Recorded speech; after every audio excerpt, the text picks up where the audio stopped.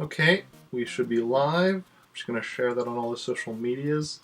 Then we'll get started with today's stream. Luckily, my NES there were no issues. It stayed on overnight. Didn't accidentally reset or anything, so we'll be continuing today with Super Mario Bros. 3 here. Going to just be working on maxing out my score, and I guess my lives, but that's gonna happen just pretty quickly, just from maxing out my score. And then we'll see how long that takes, and then go and finish off the rest of the levels.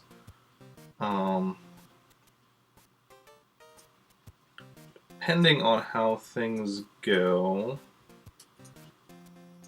depending on how long it takes to max out the score,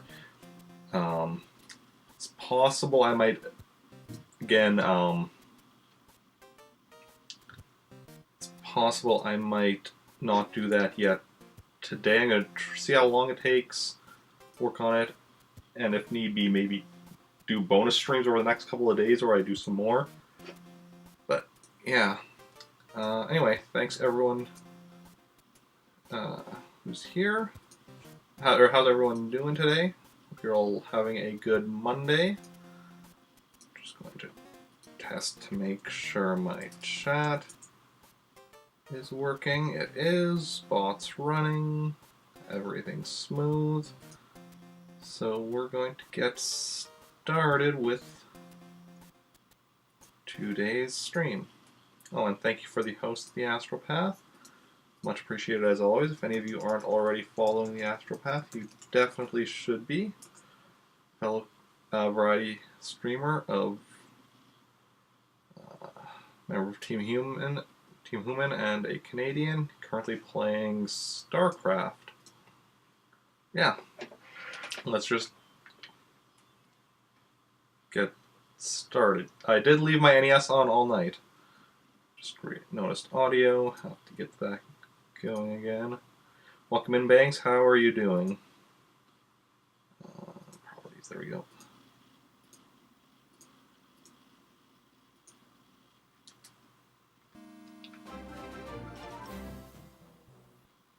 Hey!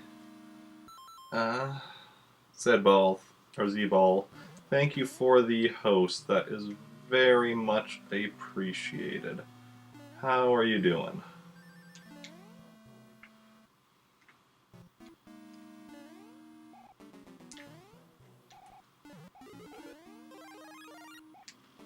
Okay. So basically what we're doing right now is just going and you're doing great to hear. Going and maxing out our score by basically doing this over and over again.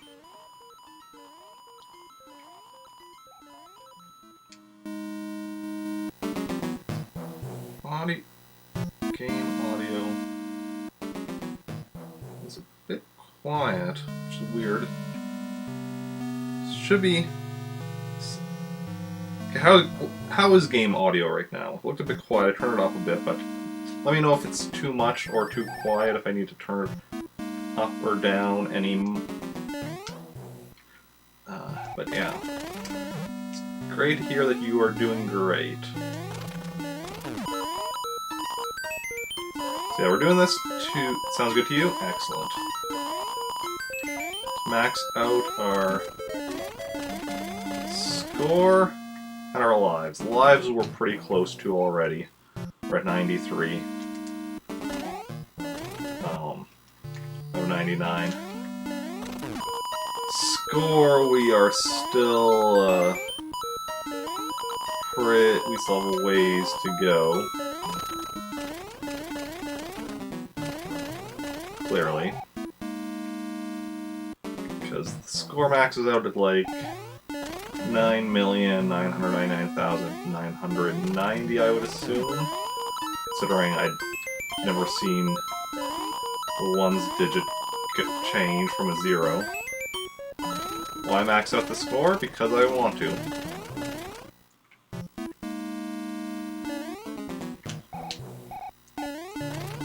Because it's a thing I can do. So it's a thing I want to do.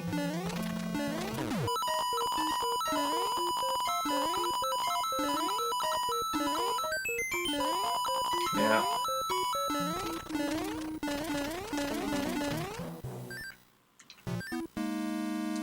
We get into the rhythm of it, and then we're getting into the rhythm of it already.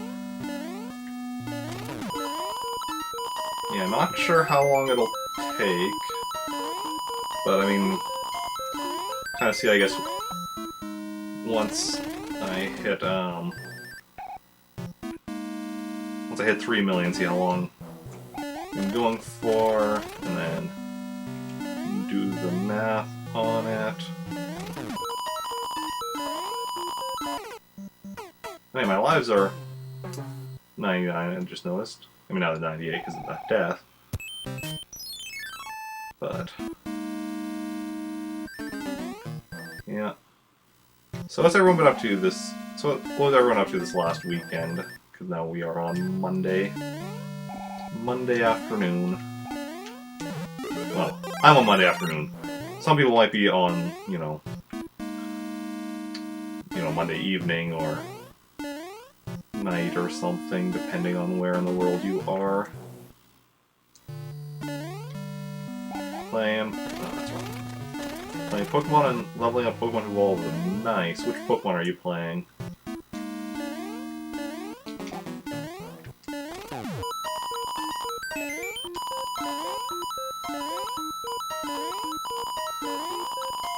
Hey, Mullerduck, welcome in. How are you doing? How's it going? Pokemon Y? Nice. Yeah, I've played a bit of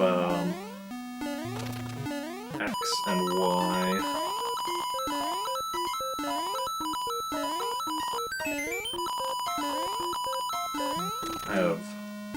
I have both X and Y. I've played some of both of them. You're okay, weather's nice, but you're working on some hardware house tweaks. Okay, cool, cool.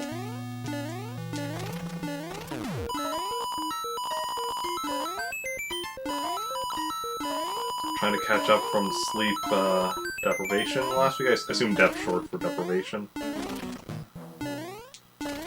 I should be doing that too. My sleep schedule has... I mean, I can't even call it a sleep schedule at this point. My sleep has just been all wonky lately. It's an issue that needs to be solved, and I continue to not solve it. Fossil Pokemon for trading someone, so that's your leveling up. Okay, cool. Yeah, Fossil Pokemon X and Y. That was like that, T-Rex Pokemon and the Brontosaurus-looking Pokemon, right? Those are the fossil ones in X and Y. Well, I mean, obviously it might also be, obviously, fossil Pokemon from earlier games are also, you know, still available, so it might be something else you're working on, but...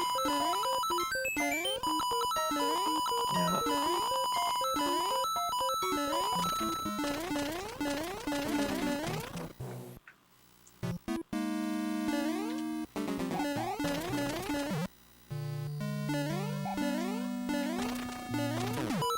Gen 1 Fossil Pokemon. Ah, okay, cool, cool. So, like, Omanyte, Kabuto, Aerodactyl. Some of those.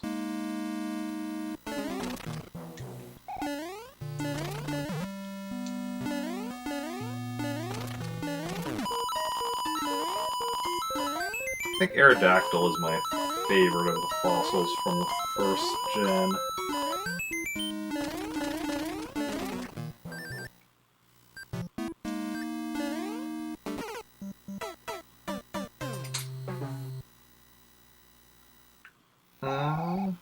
Omanyte. Cool, cool, nice.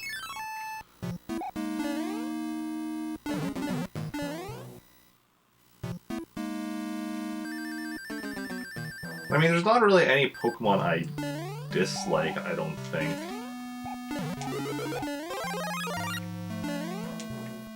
Like, there's definitely some Pokemon that, like, you know, I don't, I like less than others. I don't think there's any that I truly dislike. What's everyone's favorite Pokemon?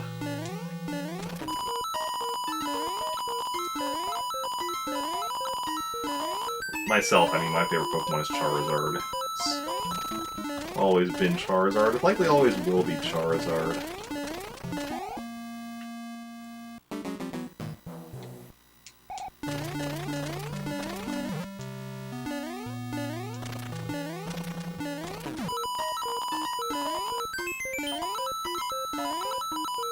Rayquaza, nice. Rayquaza's cool, yeah.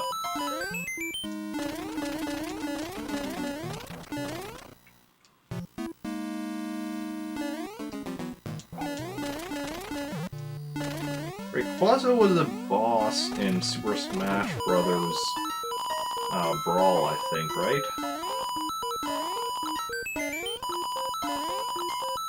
Can you imagine Rayquaza as a playable character in Smash? That'd be ridiculous.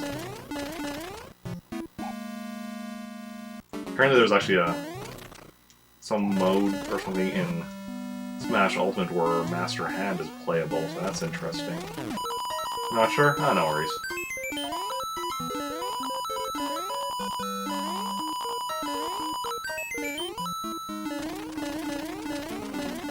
I just haven't played too much of, Rayquaza was introduced in Gen 3, right? Ruby, Sapphire, Emerald. I have Sapphire, but I haven't played as much. Oh, I do have Omega Ruby and Alpha Sapphire, but I also haven't played them. Or I've played them even less than I played the actual Sapphire.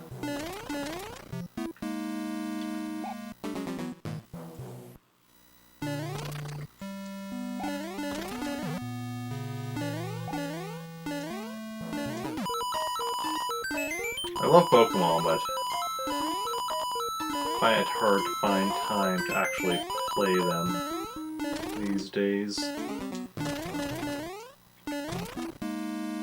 I play the Gen 1 games on stream. Well, I played through all of Blue and Yellow on stream. I also played through a chunk of Pokemon Stadium on stream, and I've played a bit of Red on stream just working on my Pokedex of a file that I already beat the game in prior to when I started streaming. I want to be eventually getting the Gen 2 games, Gold, Silver, Crystal, and playing them on stream. I mean, technically I have Silver already, but the save battery's dead, so yeah.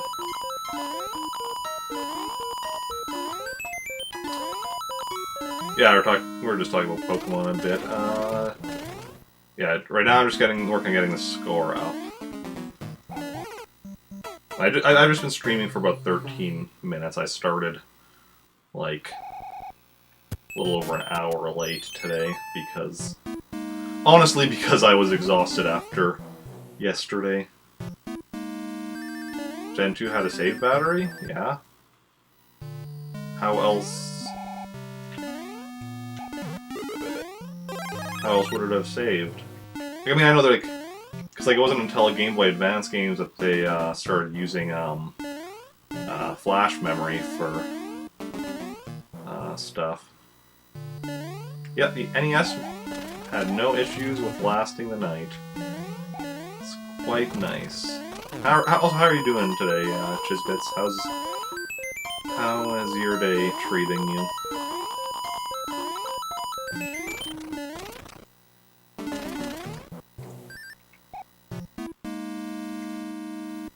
Yeah, all Game Boy and Game Boy Color games that use saves use a save battery. Some Game Boy Advance games do, but some Game Boy Advance started using flash memory instead.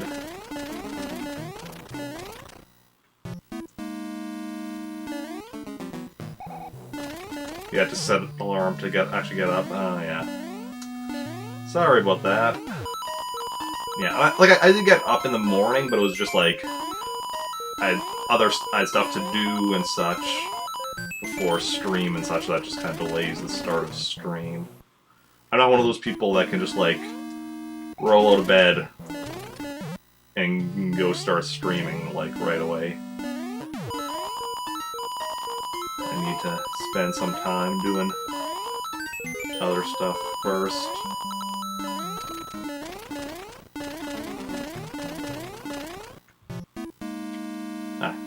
Don't mean to press up there again. There we go.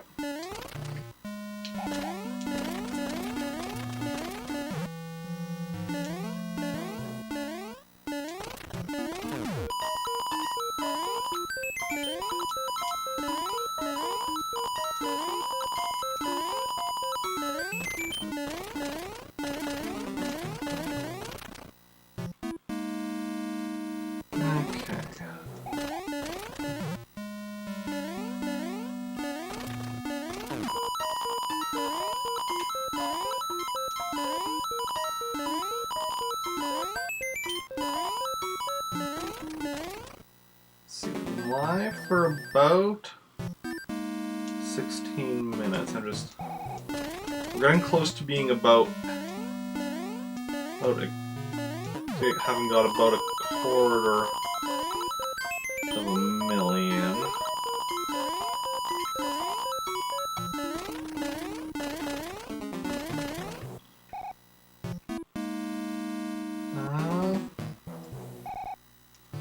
Which means if we do, we'll say about a quarter of a million in 20 minutes as an estimate. Actually, no, I'm even gonna say. Well, actually, quarter million is like 15 to 20 minutes, somewhere in that range. I will say, I'll go with the slightly more optimistic and say 15 minutes, because I didn't quite start playing till like a couple minutes into stream, but on the other hand, I don't know. We'll just say 15 minutes, so that means a million will be about an hour.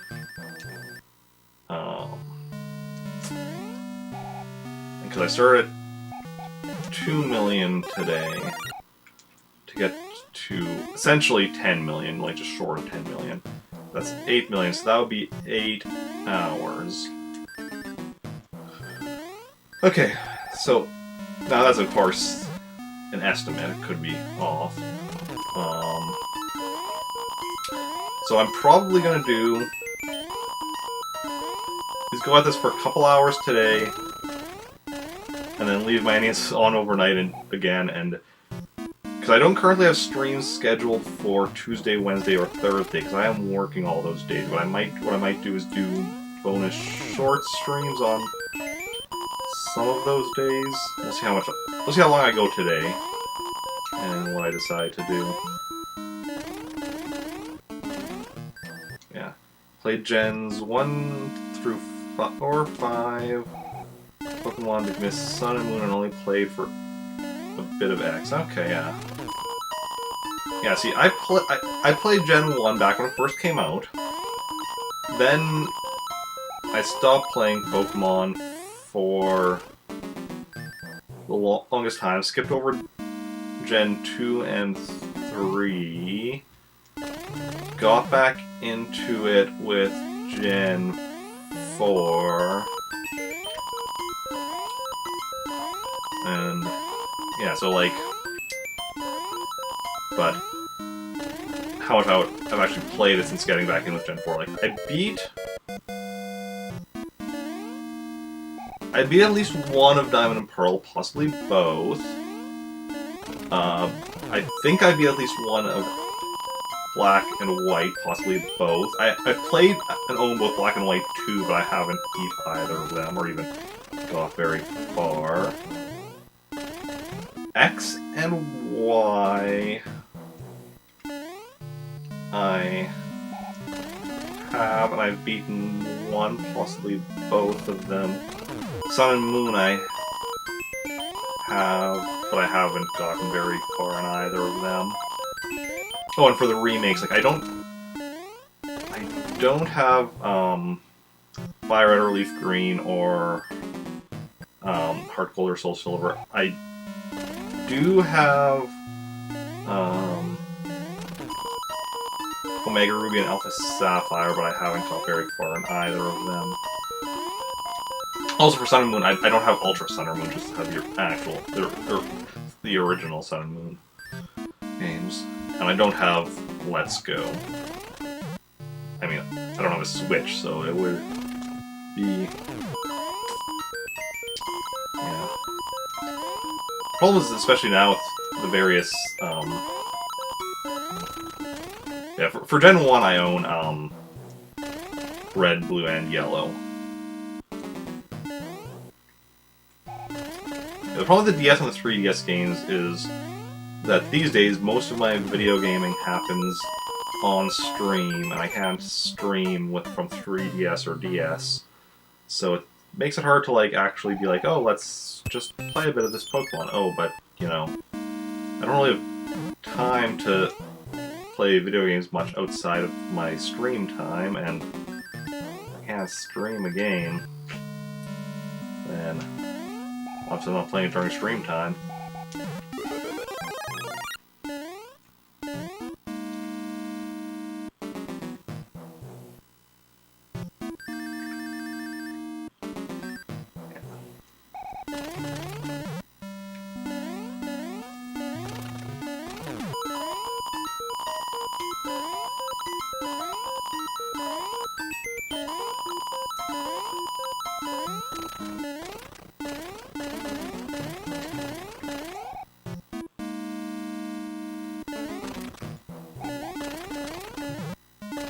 So what's everyone's favorite Pokemon game? Like, main games or spin-offs? Mine is Pokemon Snap, which is hardly surprising to anybody who knows me, as photography in video games is something I have a lot of fun with. It's also one of the reasons Wind Waker is my favorite Zelda game, and Majora's Mask is in second. It's not the only reason, but I mean, definitely helps. I would love a Pokemon Snap too. Yeah, exactly. Pokemon Snap 2 would be amazing. I would especially like if they made it free roaming, so got rid of the on-rails stuff and just made it free roaming, wandering around in nature, finding Pokemon, taking pictures of them, and like much bigger than the N64 game was. So instead of like these small levels that you just like ride through, it's like this big open world. It could be like still broken up into like different areas that you just like fast travel between instead of just being one open world, but like, and then just. But I also wouldn't mind like just like doing like a big open world, like say Zelda Breath of the Wild, that you're just like wandering through and you're finding Pokemon, wild Pokemon, just taking pictures of them. Oh, that'd be amazing.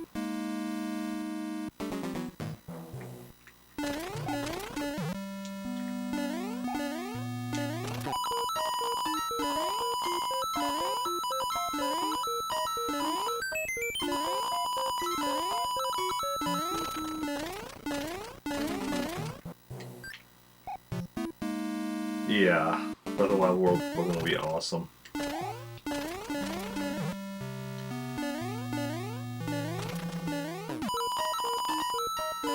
I think I still does the one-up sound even though my lives are already at full.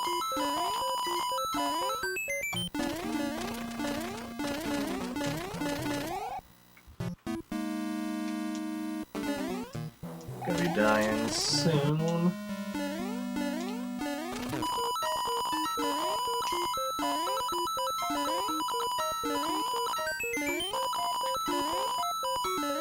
There it goes.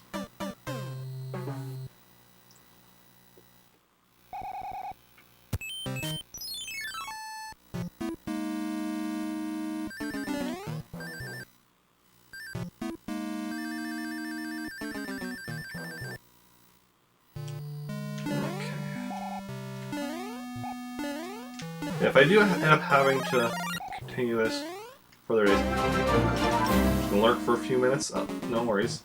Thank you for the host, Yetta. That is very much appreciated.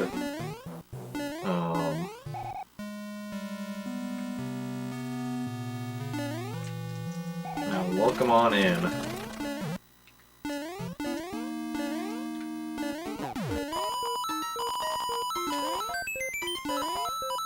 So if any of you aren't already following Vignetta, you definitely should be.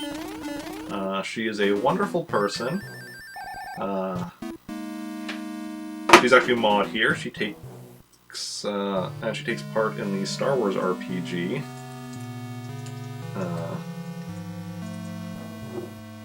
That I run every Saturday.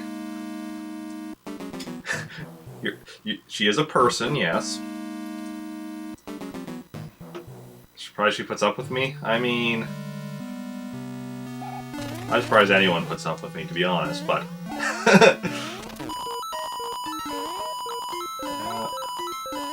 And to be fair, I also have to put up with her, so, you know, it goes both ways.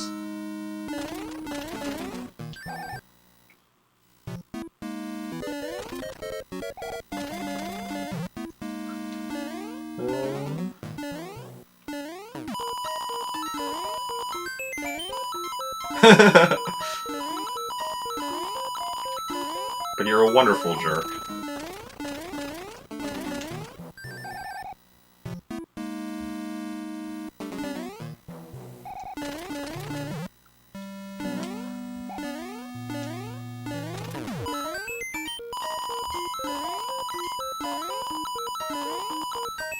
Wonderful at being a jerk. That's all you ever wanted in life.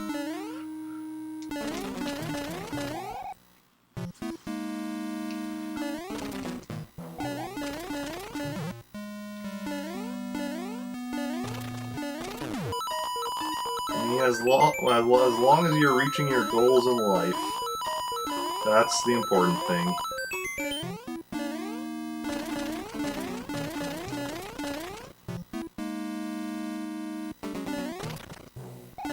I'm currently working on one of my goals in life, of maxing out the score in this game.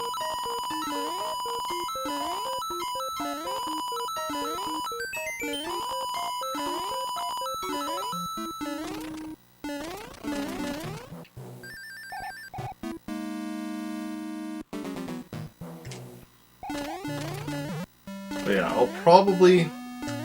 We'll see how long...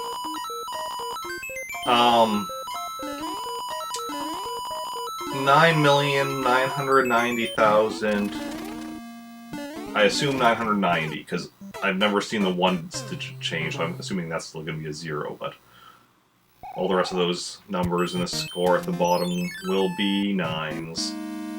So you see right now I'm at almost 2.5 million.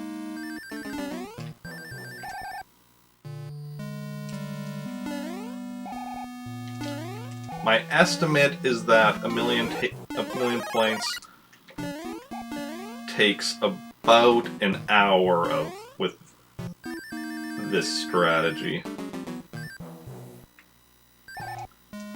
So my plan is to go for however many hours I feel like going for today. And then, again, leaving my NES on overnight like I did last night. And then doing short bonus streams over the next 3 days or whatever. Potentially 3, possibly less, we'll see how it goes. Because, like, I am working Tuesday, Wednesday, Thursday.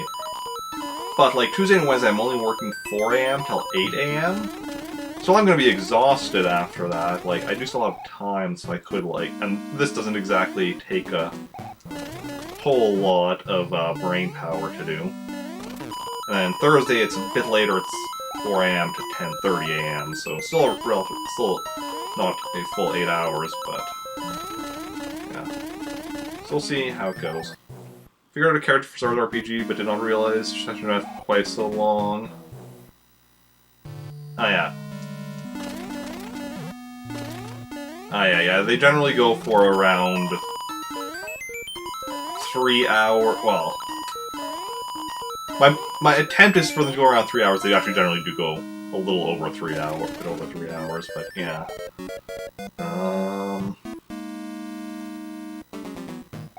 Figure out when, like, yeah, 3 hours minimum, yeah. Well, it's like usually somewhere between 3 and 4 hours, so like, yeah.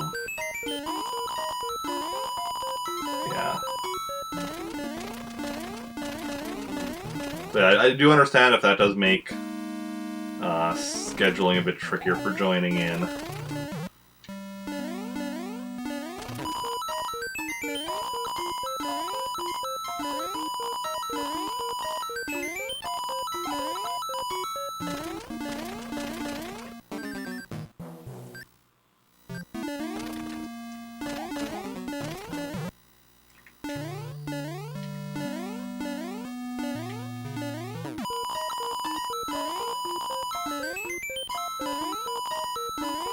But, yeah. Well, I'm trying to, you know, work with people's schedules and such. Yeah. Or a week when your D&D game's on a buy. Oh, yeah.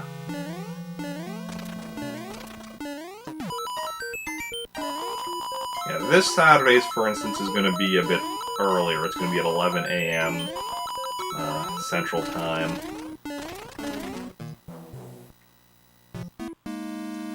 Tongue-tied engineer, nice.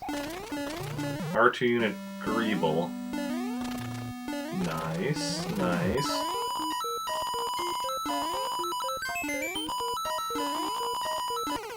Does the engineer start with an R2 unit?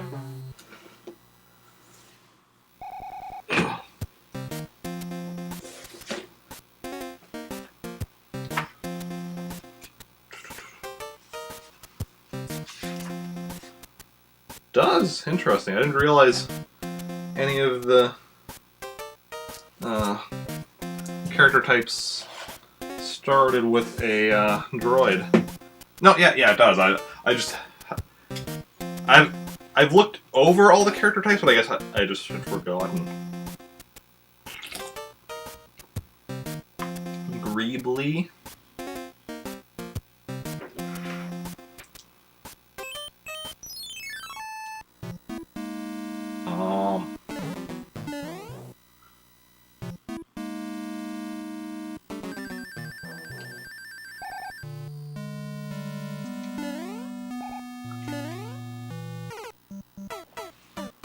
No, I'm not getting the pun.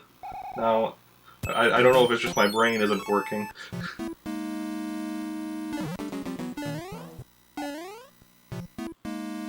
Oh, wait.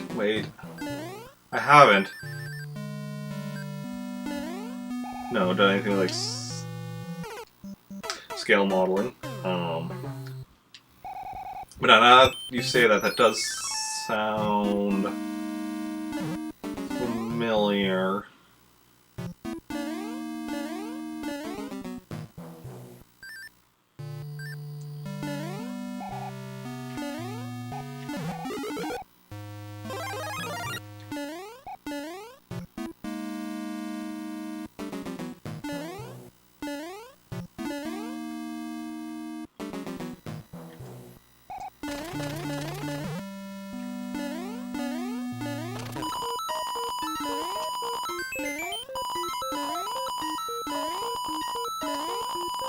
Yeah, so after a month, or what was it?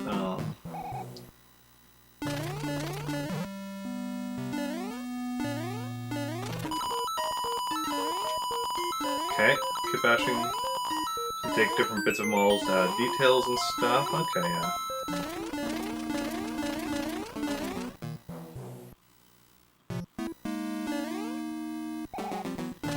Okay, that makes sense. I think I've also seen, now that I think about it, I think I have seen it mentioned in the context of Transformers.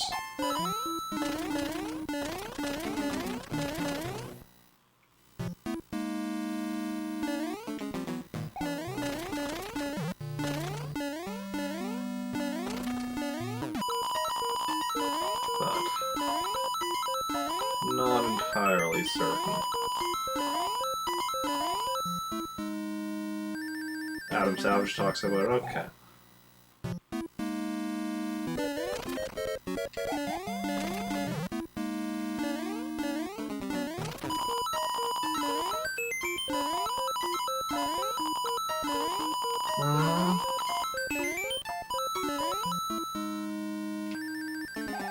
The Universal... some tank part of the dome they always like to put on things. Ah, yeah.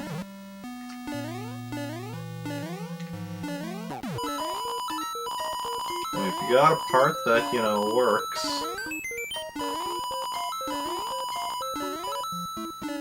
might as well keep using it.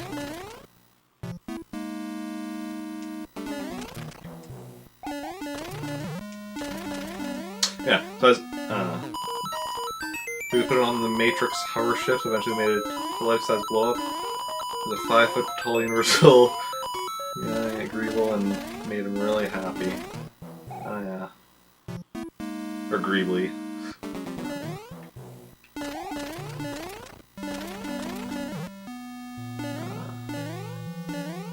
So what I was saying was, when I had those like 3 weeks or whatever where I wasn't streaming because of my computer being out of commission, after that, coming back to streaming for a while there, because you know pretty much every affiliate, or you know for the Path Partner, pretty much every affiliate has 2 of the 3 things, the, assuming, depending on their schedule, the so many days streamed the past 30 days, and so many hours streamed in the past 30 days. As of last week, some point, I'm finally back to having both of those things. Nowhere close on the 3rd Path to Partner requirement, which is the, you know, 75 average viewers. But, yeah. I do find it funny, though, that it's like, here's the Path to Partner, and 2 of the 3 things are things that, like, pretty much the majority of affiliates, or at least, like, I mean, not the majority of affiliates, the majority, a lot of affiliates just pretty much automatically get those, have those 2 just from, like, streaming on a regular schedule. But then there's the 3rd one, the average viewer count, which, unsurprisingly, the most important one, and the hardest one to get.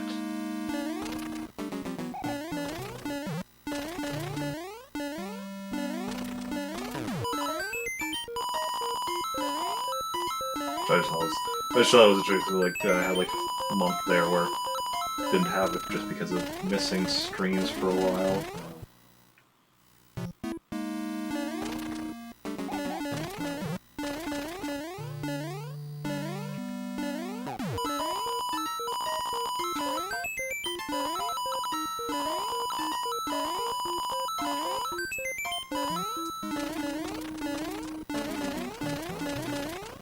I think my goal for today is to get up to 5 million?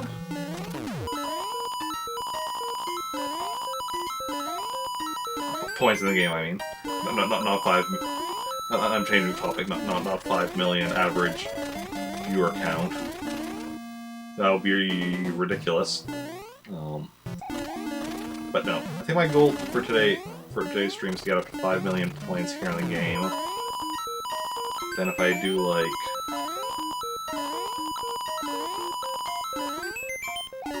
$2 million tomorrow, 2 million on Wednesday, then on Thursday do the final 1 million, and then finish off the rest of the game. I think that's a good strategy. What does everyone else think?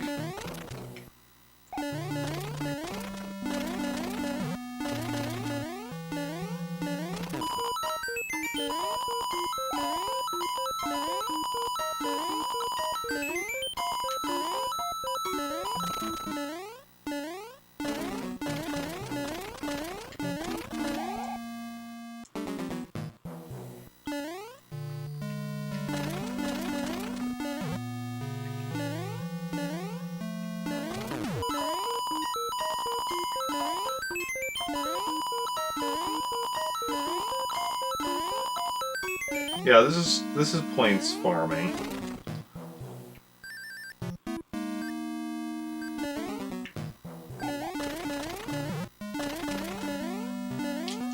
I mean, the one issue with breaking this up over multiple days is that there's always the chance, especially because it's an NES, that, you know, something could go wrong and the game could glitch out or reset or whatever. In which case, I mean, the attempt is just over and done with. But I mean,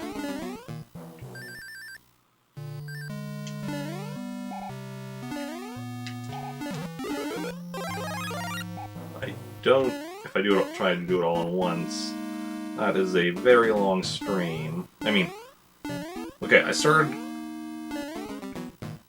So assuming it is, let's say, accurate the 8 hours for me to max out the score from when I started today, starting at 2 million, because I was already at that from yesterday. So 8 hours from when I started, which was... Well, it was around 2, it was a bit after 2, but we'll say 2, so then 8 hours from 2 would be 10 o'clock. I am not going to be streaming till 10 o'clock today, because I'm working at 4 AM tomorrow. And that would not be good. That would not be good at all, honestly. Like...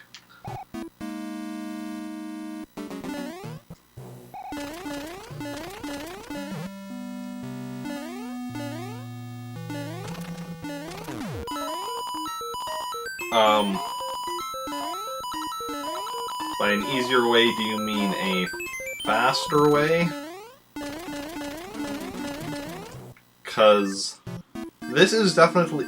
There are a few other tricks for getting points, but this is definitely the easiest one.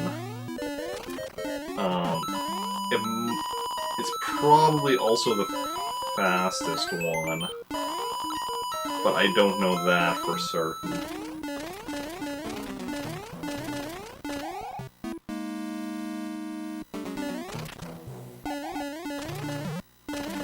At least other stuff I'm aware of, like... It's possible there's something else that I'm simply not aware of. Because, you know... I researched this stuff, but, you know, it's entirely possible I missed something at some point during my research. I am not perfect, but I am Canadian, and that's close enough.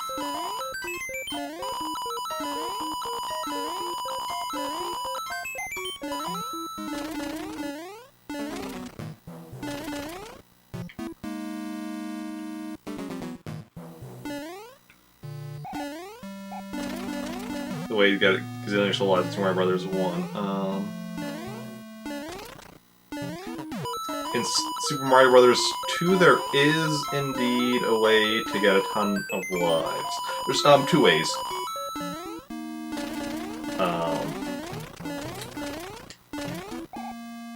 So, the main way of getting lives in Super Mario Brothers 2 is with the whatchamacallit, slot machine thing. The problem is, you can only do as many attempts as you can get coins. And there are limits in place to limit how many coins you can get. But there are ways around that. Yeah, the Mario Brothers 1, yeah, the shell trick in World 3, Level 1. There may have been other places, but that's the easiest place to set it up. In Mario Brothers 2, it's because where you get the coins in, like, this sub-world, subspace things or whatever. There's ways of getting more coins from that, but it also requires you to,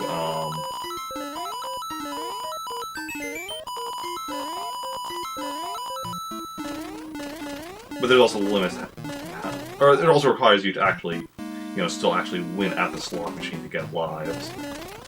But the other way, which is longer and more tedious, but also more reliable. There's one level where you can use a glitch to warp to that same level, and that level has a 1-up mushroom in it. So what you do is you collect the 1-up mushroom, then you use the glitch to warp back to the start of the level, and collect the 1-up mushroom again, and do that over and over and over again.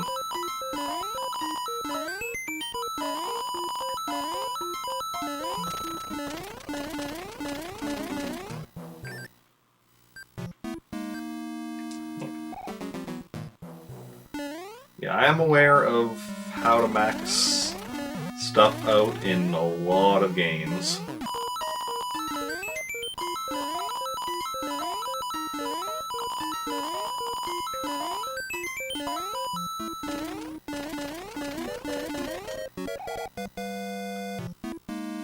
Peach and Super Mario Brothers 2, yeah. Peach and the floatiness is definitely nice. Luigi's higher jump is nice. Toad, of course, has the speed that is really helpful for speed runs. And Mario's just like the, Mario just gets his name on the title. Although most of the time I actually play as Mario in there. Unless... if I'm doing it for a sub-request Sunday, then whoever does the... I just realized, the way I've been doing it is that whoever makes the request would get to choose, but now that I'm doing this voting system... if all people are voting for me to play Super Mario Brothers 2, like... how do we determine what character I play? So I might have to change that to just me choosing the character, but... yeah.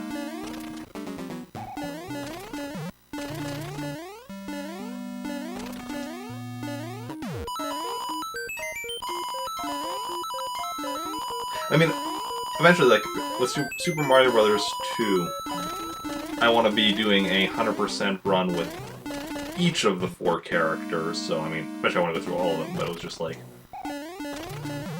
yeah.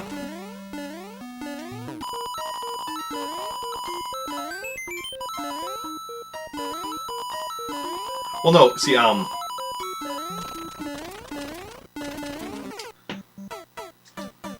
mean, there's no need to even do it on screen, because like I wouldn't be like choosing before each level. The idea is I want to be using the one character for the entire run, because I want to be doing it 4 times, eventually, once with each character type thing. Because like, so basically the way it would have been like, oh, they choose between the 4 characters, okay. But then after I've succeeded with, let's say, Luigi, then the next time I do it for a sub-request Sunday, it will be then, okay, between one of the 3 remaining characters type thing. But, yeah.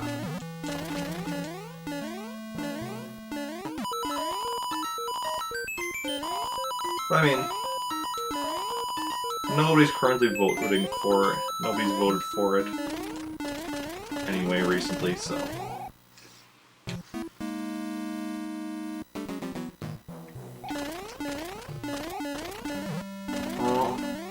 I have time to figure that out. I mean, it's not like I'm... I was gonna say, it's not like I'm expecting to get, you know, a bunch more subs anytime soon. Like, I was already surprised by getting a bunch of subs yesterday. Although that being said, I guess a lot of them still have to choose what they're voting for.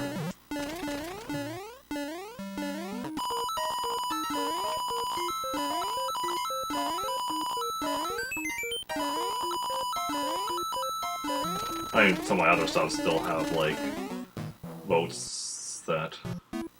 sub-request Sundays that they still haven't let me know what they want to see.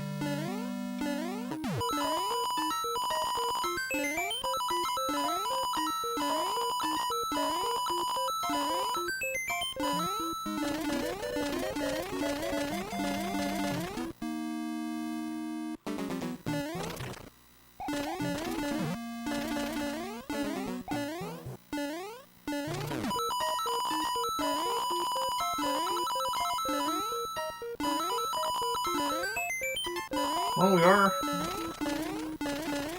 2.8 million right now.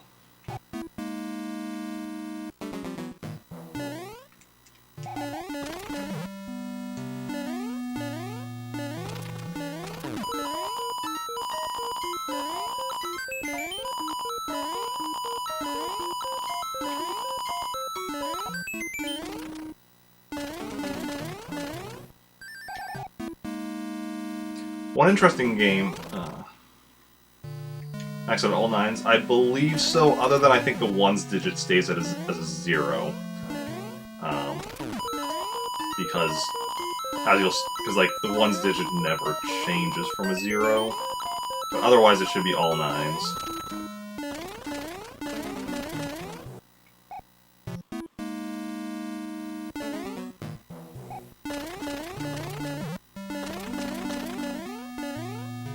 Yeah, one interesting game for maxing stuff out is the original Castlevania. Yeah, saying the original Castlevania. For maxing out the lives in there, I was looking up strategies online and such. I found a few things that people were saying to get a bunch of lives, but none of them quite worked for maxing out the lives because of various things. But I was kind of like playing around with them, and I'm like, okay, wait, what if I do something like what I read about in this area, but I do it in that area instead, and all of a sudden I managed to find a way of doing it. Because basically,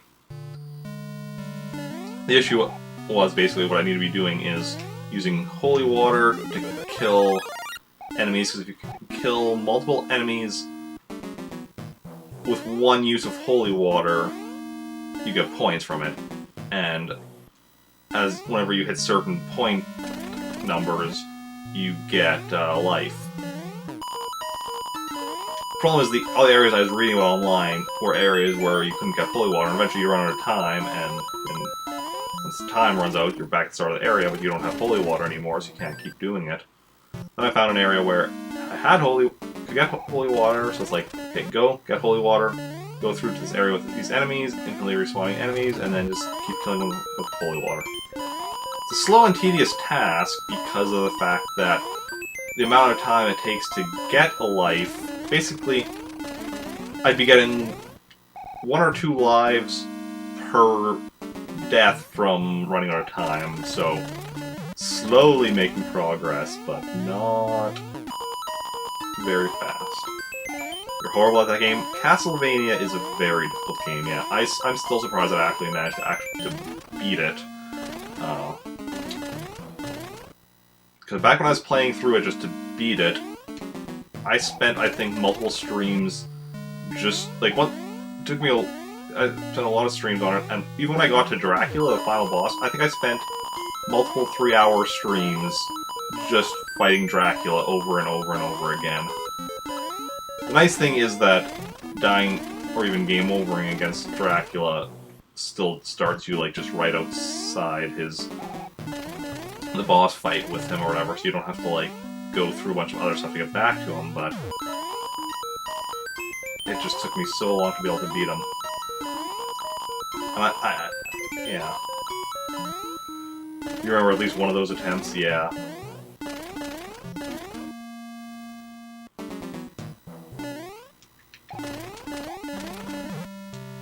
And Muller Duck, I was just saying that there's still people that I think still need to let me know what they want to be voting for future sub-request Sundays, and I think you still have unused votes.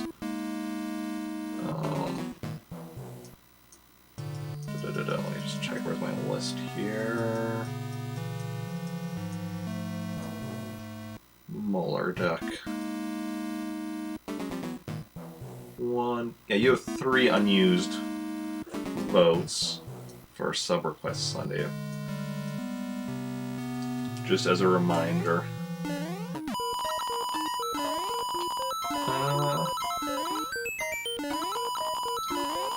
Anytime you want, like in chat, you can just do exclamation mark sub, brings up the list. And of what you can choose from, and shirtless stream is not on there. Never beaten a You've never beaten Castlevania. You always get stuck at the same part every time you play. Like Castlevania for the N64 though. Okay, yeah. The only Castlevania games I've actually played are the first two on the NES. I've beaten both of them.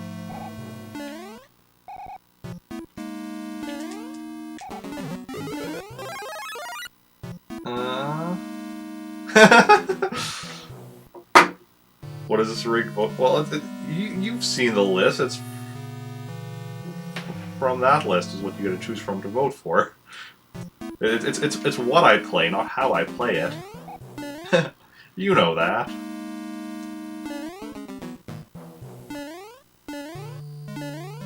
Drinking soda. Oh yeah. Now, Molar Duck has a long and storied history of requesting shirtless streams from me.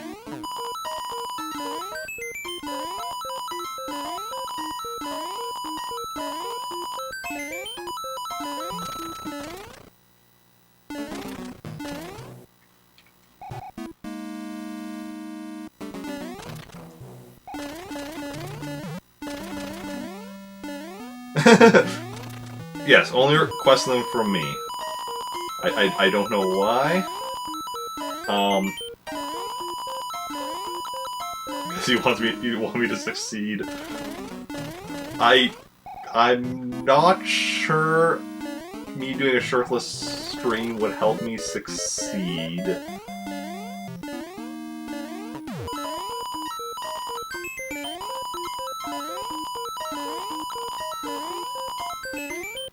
I do appreciate though that you want me to succeed. That is very much appreciated.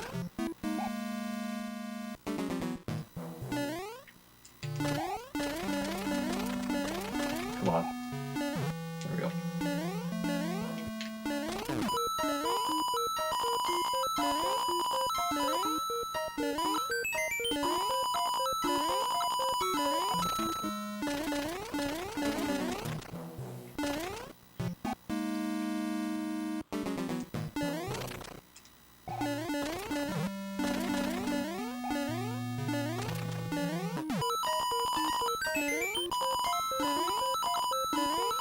I can't remember when you've last looked at the list of games for Sub Request Sunday, but I have actually organized it.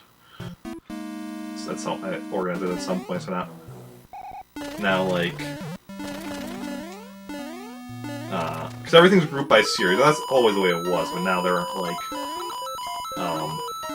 there's space between each series, and also,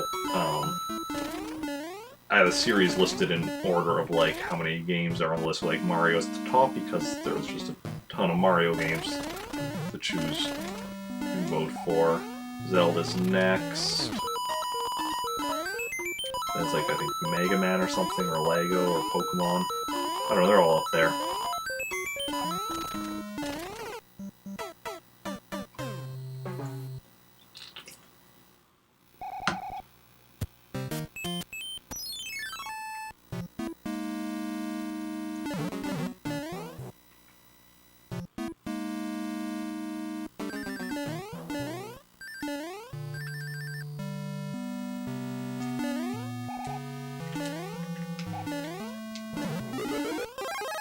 To Zelda?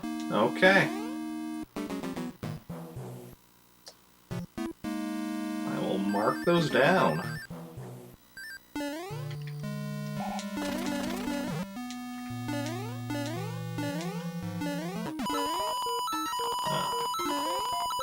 Momentarily.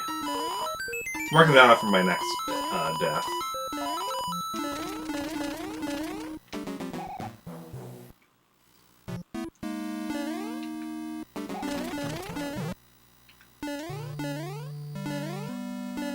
Yeah, I don't think I've even ever tried the second quest, so that's gonna be like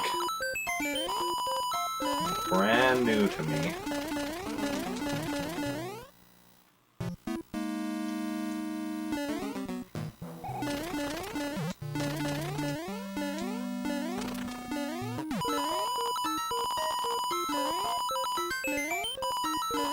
Okay, we're almost at 3 million.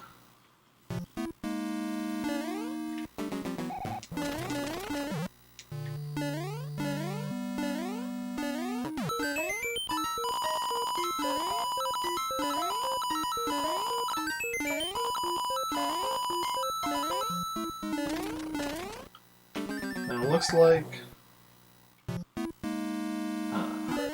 is indeed. Let's see, yeah, because I'm streaming for just over an hour, so it does take me about an hour to get 1 million points.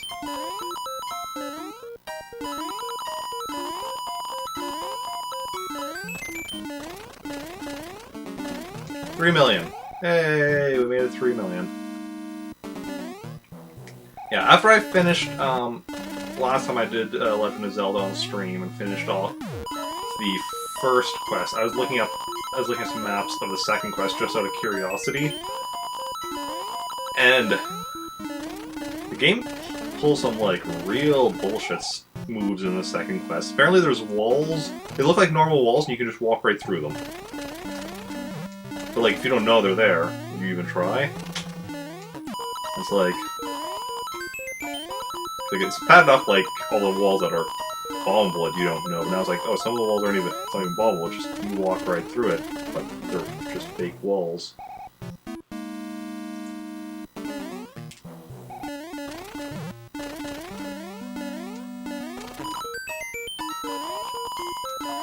Yeah, I think the reason they did the second quest in Zelda was because they finished the game and they still had, like,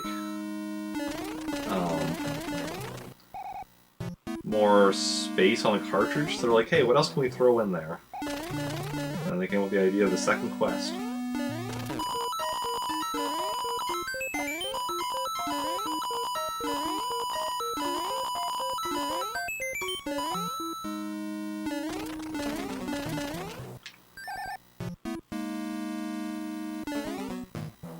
Okay. Gotta go add it to my list now, so... Duck.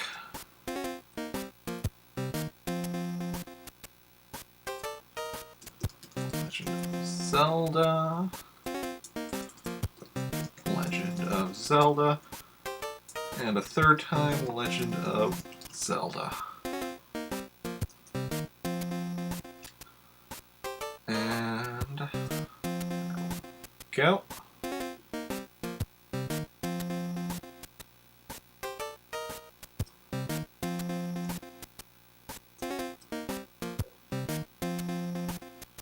I mean, I might as well just update the paste bin as well while we're at it. Edit, Legend of Zelda, 3 votes. Save changes, there we go.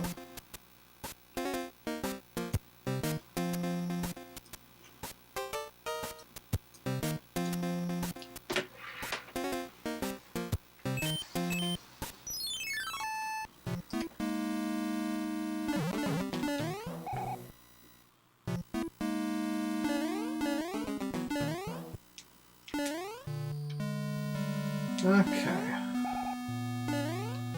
So what's everyone up to this week? Anyone have anything interesting going on in the next week?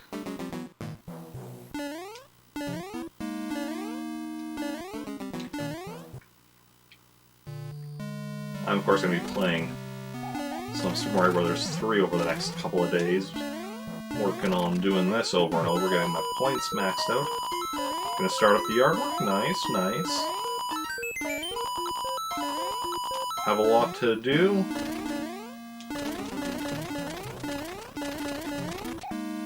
Let's see.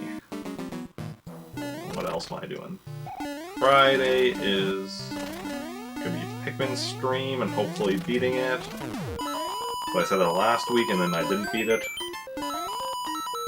Saturday is Star Wars RPG. Next Sunday for Summer Quest Sunday, I'm going to be playing some Kirby's Adventure.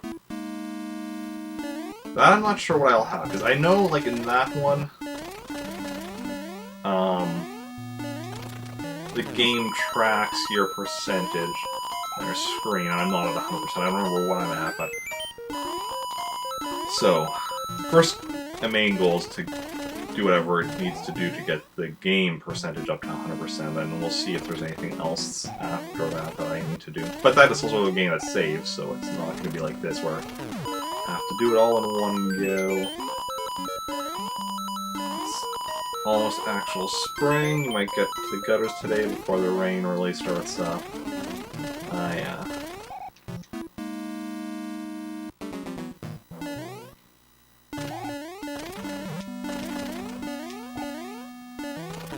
I don't think we've had much rain yet, but probably only a matter of time.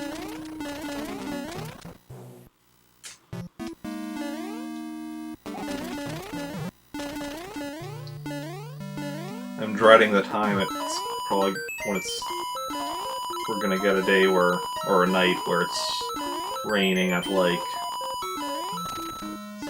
between 3 and 4 a.m. when I walk into work. It's like if it's raining like during the day, I could potentially like, you know, get a ride from somebody to work, but 4 a.m. shifts generally can't get a ride to work. Generally have to walk.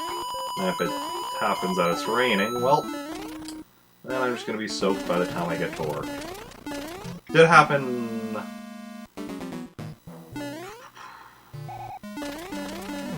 one time in, I want to say like September, where it was raining the one night, and I was just absolutely soaked by the time I got to work.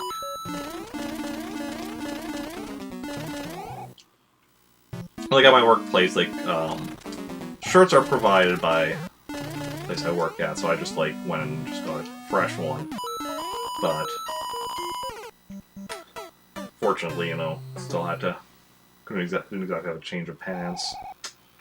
So I just had to deal with those slowly drying. The worst part, because like, I work at a grocery store for anyone unaware, and I work in like produce. So the worst part is, of course, when going into like the freezer when, you know, you have wet clothes and it's like, oh, it's just even colder then.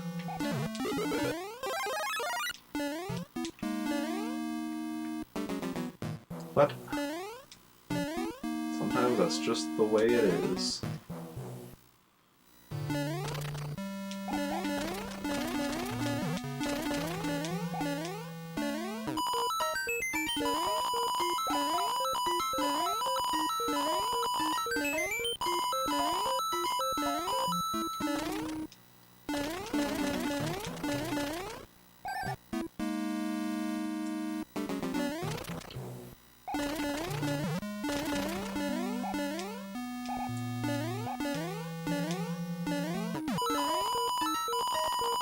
Who's all excited for Avengers Endgame later this month? I already have tickets for myself and my group of friends that got. Gonna be going in on a Friday, the 26th, and seeing it at 7 p.m.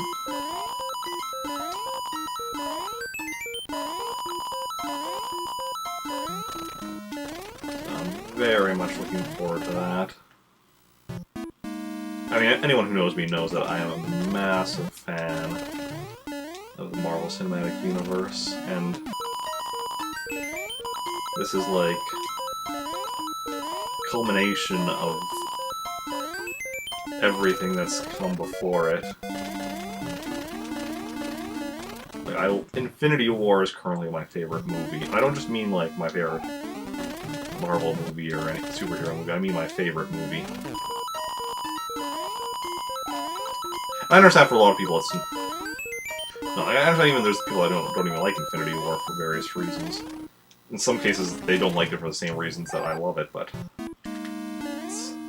Because the thing is, Infinity War is not a movie that you can just, like, watch on its own. Actually, like, when I went with my group of friends last year, we had one guy with us who hadn't seen, like, pretty much any of the previous movies, and he was very lost, understandably so, during the movie. But somebody that's watched all of them, most of them, multiple times. Well, actually, I guess everything prior to Infinity War I've seen at least twice.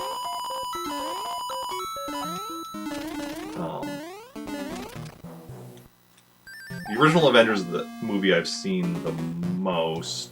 I don't remember how many times. I stopped counting around 14. But, yeah.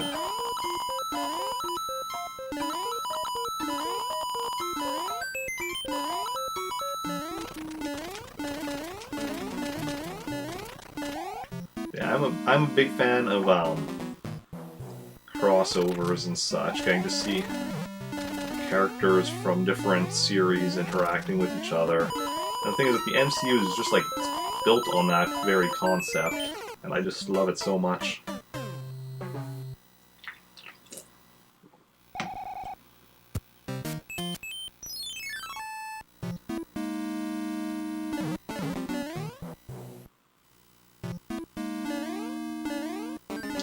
That's also why I'm a pretty big fan of the Arrowverse on TV. Or just comic book universes, like in the actual comics. For whatever reason, like, superhero stuff does crossovers in a way not really seen in other genres. Like, yeah, you occasionally have a time where you'll do, like, you know, you'll have two TV series do, like, a crossover with each other. Or, like, you know, some TV shows have, like, spin-offs and such, but, like, superheroes do it to a whole another level, and I think part of it is because of the fact that superhero stuff is already like very genre mixing, so it makes it very easy to have, when you put like a character like Captain America, who's a super soldier, say a movie with like a monster like the Hulk, and like a god like Thor, sorcerer like Doctor Strange, like, you're just taking all these characters from different genres and mixing and matching and putting them together and seeing what happens. What happens is often interesting.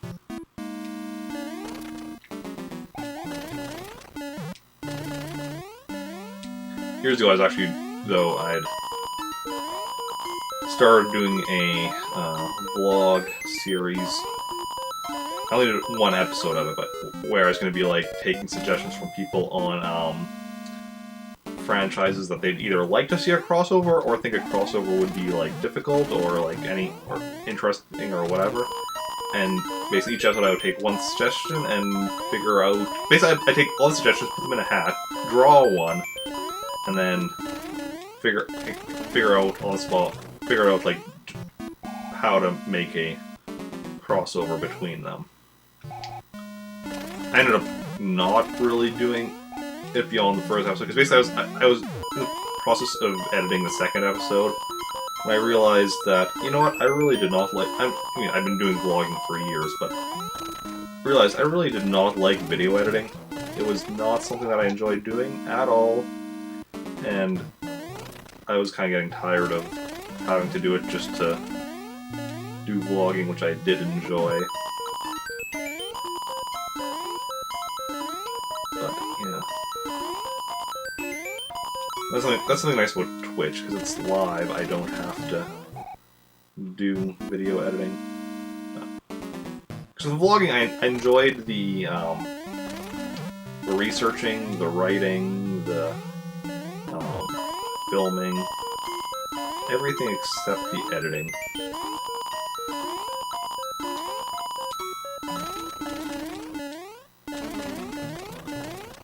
Also, I'm glad with the podcast that I currently do, like, I'm just one of the hosts.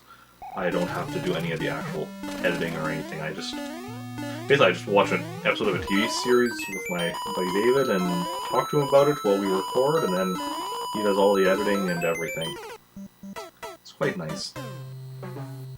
Go do the parts I enjoy, don't have to do other stuff. Because, I mean, it's his... The vlog is his, or not the vlog, the podcast is his thing. I'm just, you know, the person he asked to co-host it.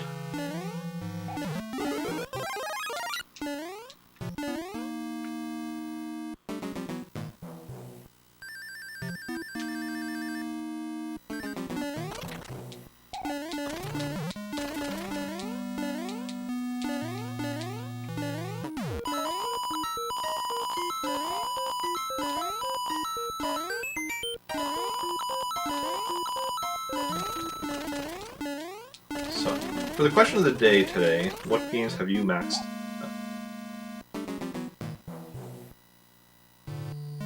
Should maxed have 2 X's or is it just 1? Thanks, Alonzo.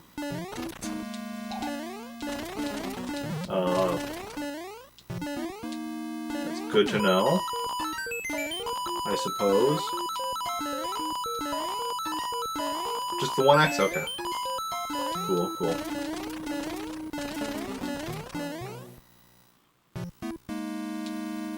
Yeah, I've maxed out the score in Super Mario World a few times. There's a trick that makes that relatively quick to do. I'm trying to think of any others I've maxed out. Something I can think of off the top of my head.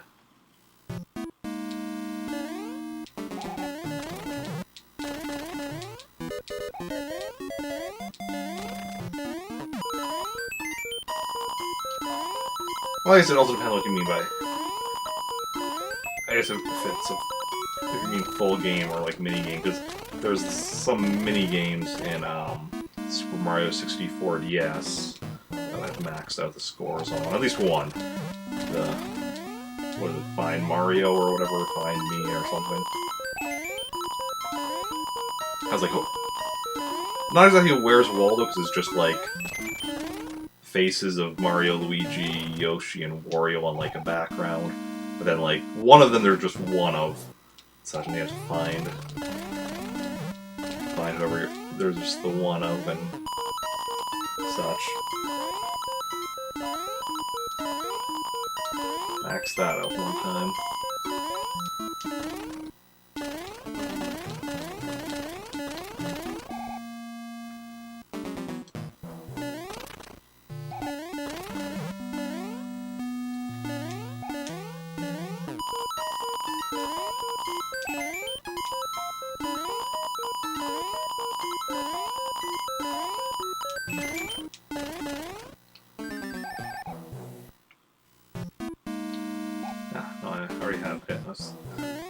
Keep going through the door too many times sometimes. Well, not every time, but like quite a few times I'll go through the door and be like, oh wait, I already was in the right room.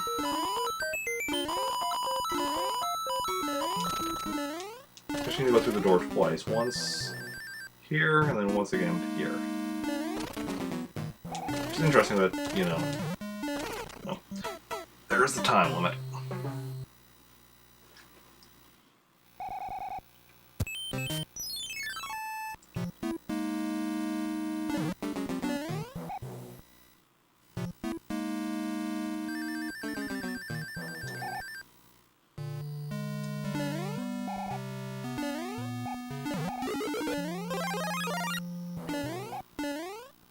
So what games is everyone else playing these days? Y'all know most of what I'm playing just from, you know, watching stream. You take a break from house stuff, get some food, spend some time outside. No worries, enjoy your food, your time outside, and I'll catch you later.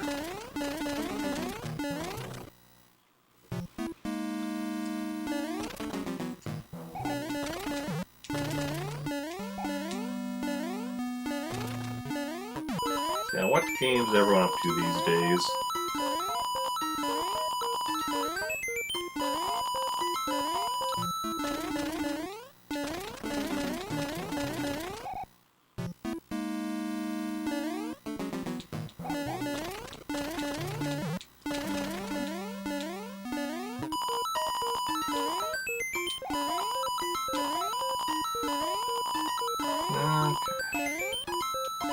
Well, or this easy to get coins in real life, to get money in real life. Like, yeah, this is a little tedious, but like, Mario is racking up the dough here,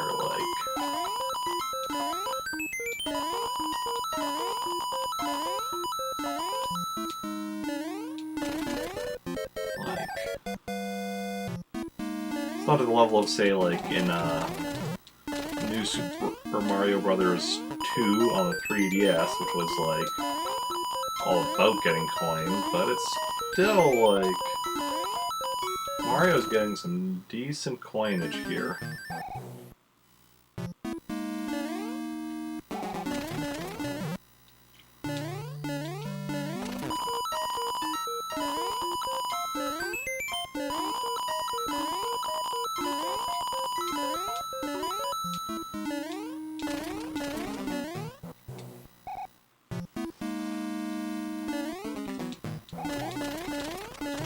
Need to be hitting the right one to get the P-switch.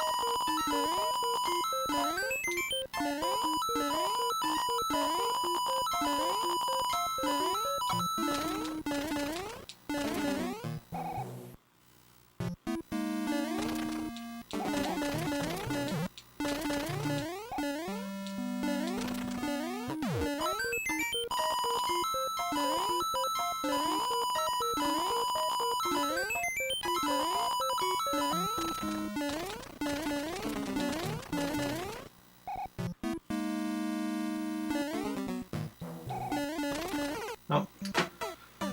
Another life. Oh, we're at exactly 47 coins right now.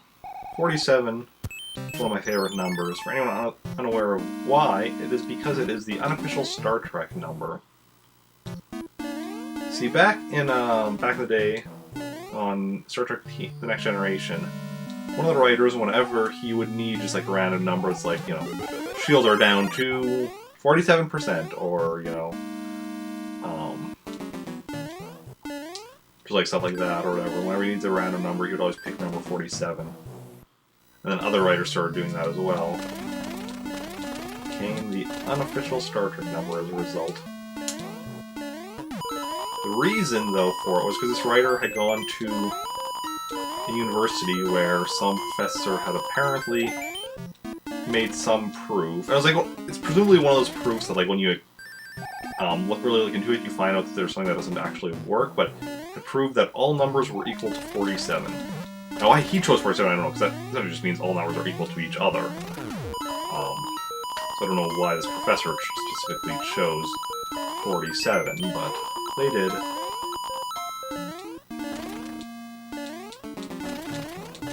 But yeah. It's probably like one of those things where, like, if you actually go through and look, you realize, oh, at some point you actually, like, divided by 0 or something that doesn't actually work. But, you know, complex enough that, you know, just like a glance, you're like, wait a second, what?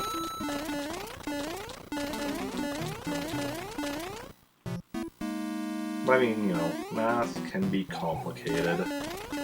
It's a whole thing with stuff and numbers, and you do stuff with those numbers, and stuff happens involving the numbers, and you get other numbers.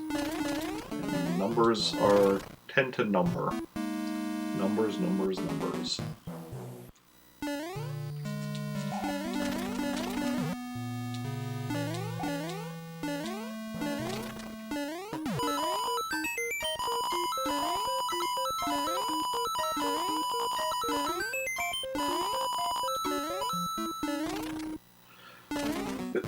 Oh.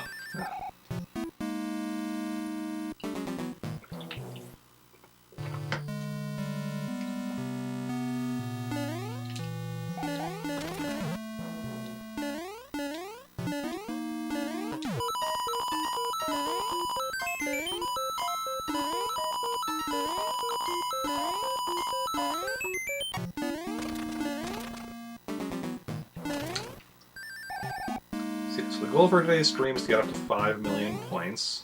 And we'll get up to 7 million tomorrow. 9 million on Wednesday. And then final chunk of points and the final chunk of levels on Thursday.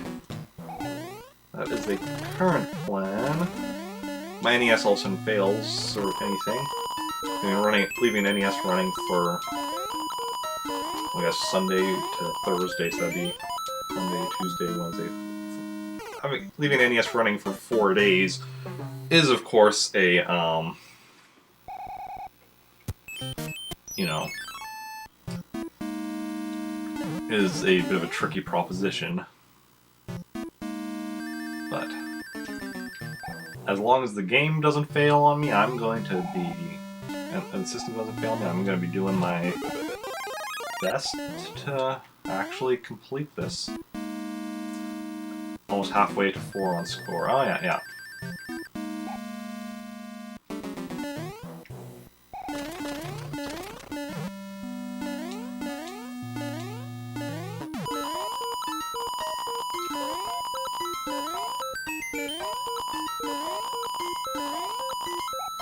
Also means, yeah, we're pretty much on track, because I'm at, yeah, almost 3.5 million. I'm also at almost an hour and a half that I've been streaming, so math really works out quite nicely.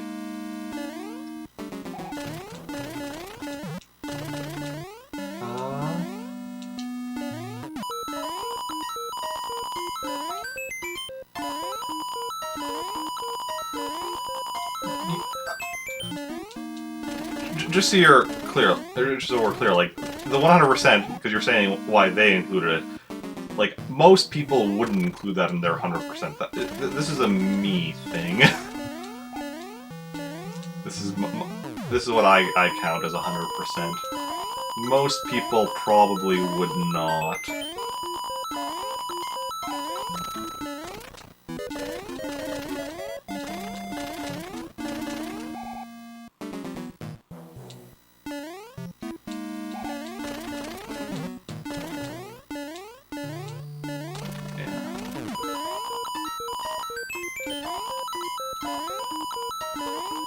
I have actually heard some people, not in the context of this game, but in other games where I do ridiculous stuff, where people actually use the term Eric%.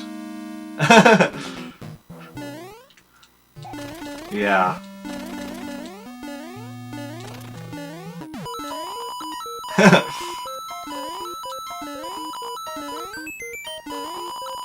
No, we all have our weird idiosyncrasies and such. Our own ways of doing things.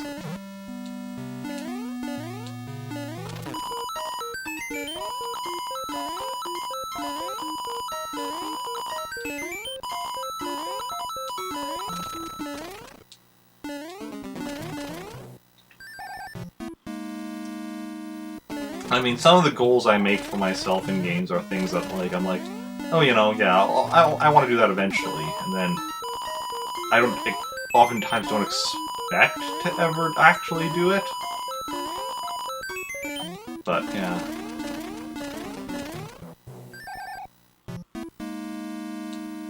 You get yourself stuck in those...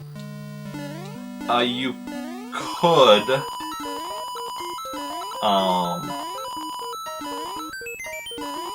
but only if, like... actually, wait. How high is it?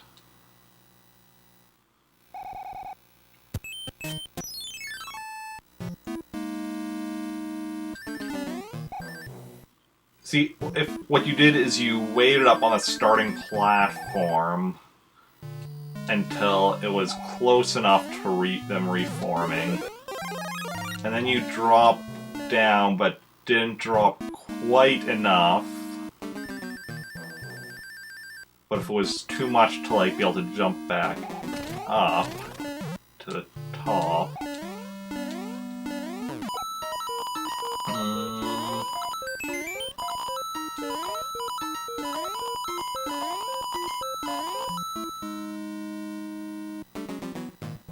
Yeah, because if like I drop to like this level, so there's like still a row below me, and if I like drop straight down, like because it's like this or it's a staircase, I can climb my way back up. But if I drop straight down,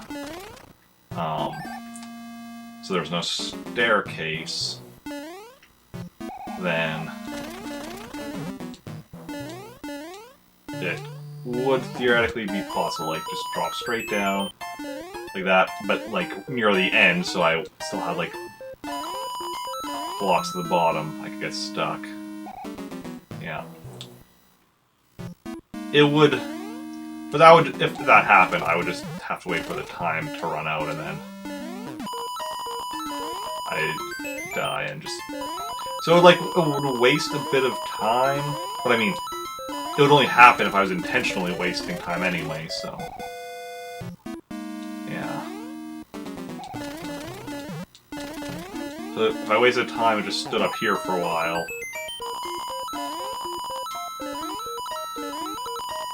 then it could happen, but it's unlikely.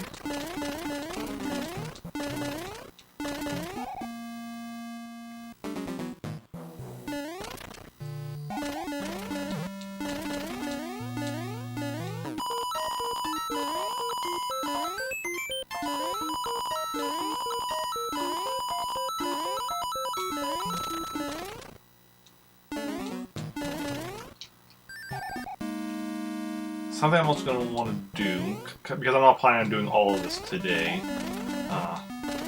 but something I should remember to do after stream today, alright, oh yeah, probably today, because, I mean, I guess maybe Wednesday after stream, but, you know, how if I continue with my plan, but, is looking up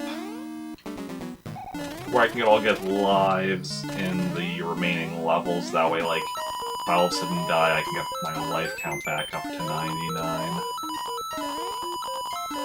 As I'm going through the remainder of the game once I finish with this. As long as I'm here, keeping my lives at 99 is super easy. The score, of course, doesn't go down. Once you get it up, it stays up.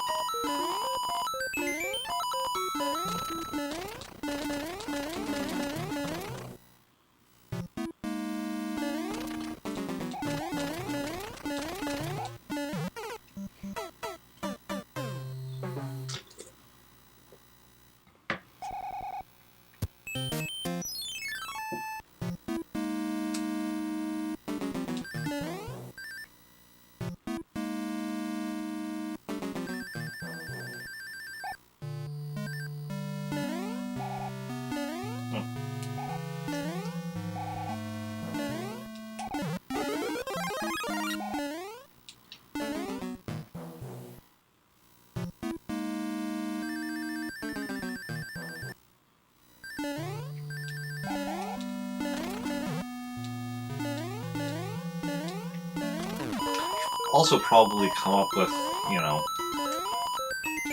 stuff to talk about. Because, I mean, already, I'm just over an hour and a half into stream, and I'm already being like, okay, what do I talk about? What do I talk about? Now I'm talking about not knowing what to talk about, which is its own thing to talk about, I suppose.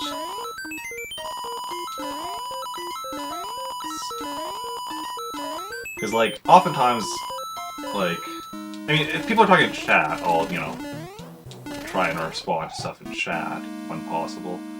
But, obviously I can't count on people talking in chat because, you know, I'm the one who needs to be entertaining you guys, not the other way around.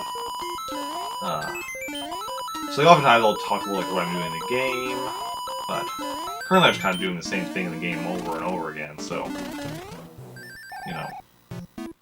Talking about it. There's only so much I can talk about it.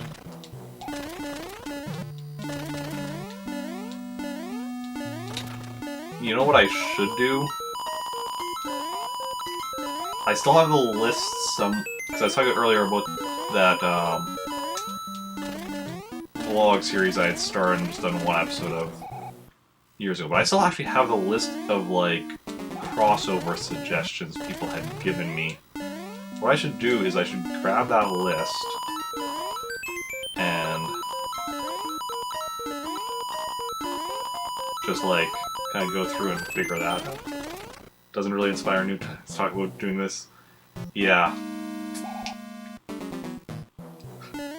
Which makes it somewhat surprising that, like, my viewership is decent. Crossover suggestions.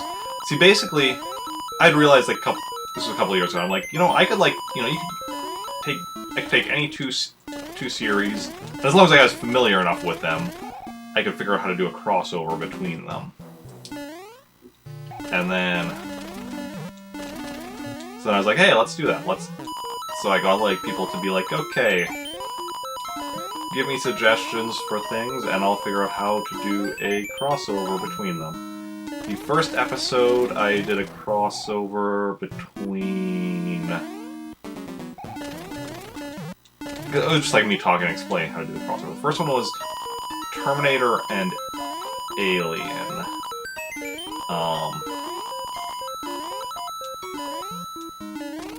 That was the only one I actually did it. So that is actually on my YouTube. If you want to see it, you can actually go to my YouTube. We could actually just link to something from my YouTube, but it's a specific playlist. It's obviously not in that playlist, because that playlist is just of, you know, playlist of streams of, well, last stream where I played Super Mario Bros. 3. Yesterday's stream isn't on that playlist yet, because as a streamer, as an affiliate on Twitch, there's a 24-hour exclusivity period before I can put my streams on any stream vlogs, or stream VODs anywhere else. But, yeah. The second episode of my crossover corner is what I've been calling the vlog. Second episode was, which I had been in the process of editing when I decided to stop it, was a crossover between Sharknado and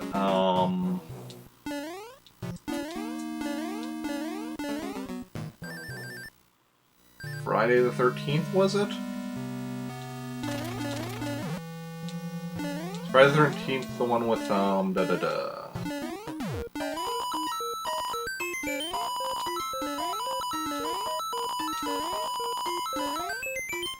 I have the name now.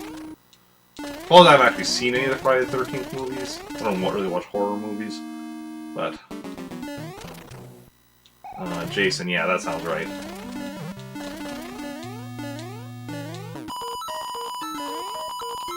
And it's generally, but not always, set at, like, a summer camp or whatever, with him going around, you know, and murdering the teens and whatnot.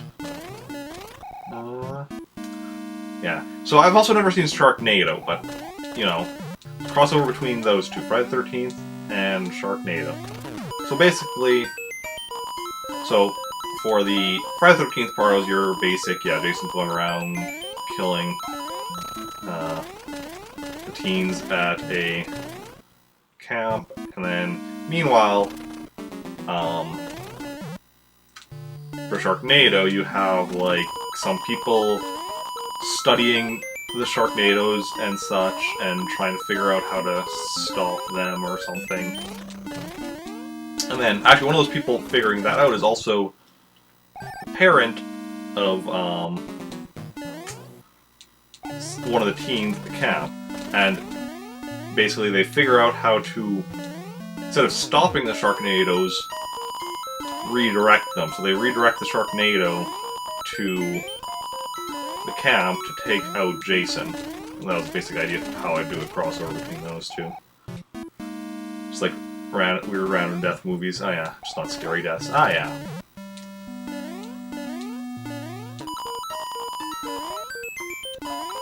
But yeah. That was one other problem with crossover corner thing, though, was that a lot of the suggestions people were giving me were for franchises I wasn't super familiar, or I wasn't familiar with. So, yeah, I love crossovers, which is a big part of the reason why I love the Marvel Cinematic Universe and the Arrowverse universes, which are, you know, built. Well, technically, the Arrowverse started as just Arrow, but like Marvel Cinematic Universe was built from the ground up on the concept of crossovers and such. But yeah. So, yeah, so for Crossover Corner, a lot of ideas involved series that I wasn't super familiar with, so it's like, okay, so in each episode, I'd like start filming, I would draw, and be like, okay, here's what we're doing, and then I'd have to like quickly pause the video recording so I could like just quickly like look up like enough information on Wikipedia to know what I needed to know. But yeah.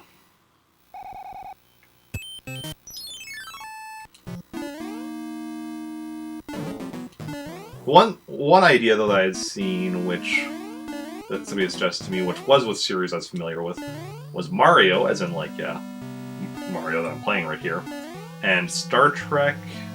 I can't remember if it was just Star Trek or specifically Star Trek The Next Generation.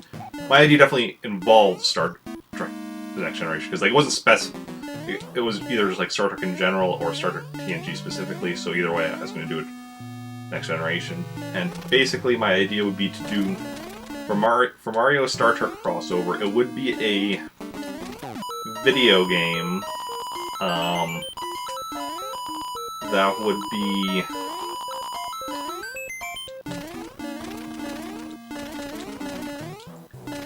it would play kind of similarly to the Star Trek Next Generation game on the Super Nintendo. But then also, like, have, like, Mario characters. It might take some elements from Super Mario RPG.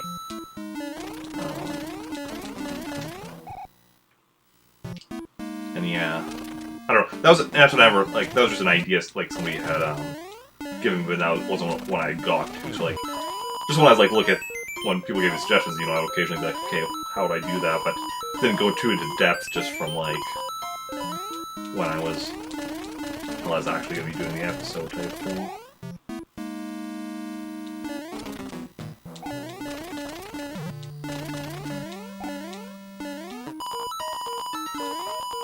Yeah, crossovers are so much fun, because just getting to see characters interact... You get to see, like, main characters interacting with other main characters. Because, like, supporting characters, or, like, recurring characters or whatever, like, in a franchise, are always, like, made with the idea of, okay, these are, like, the main characters, then we need other characters to, like,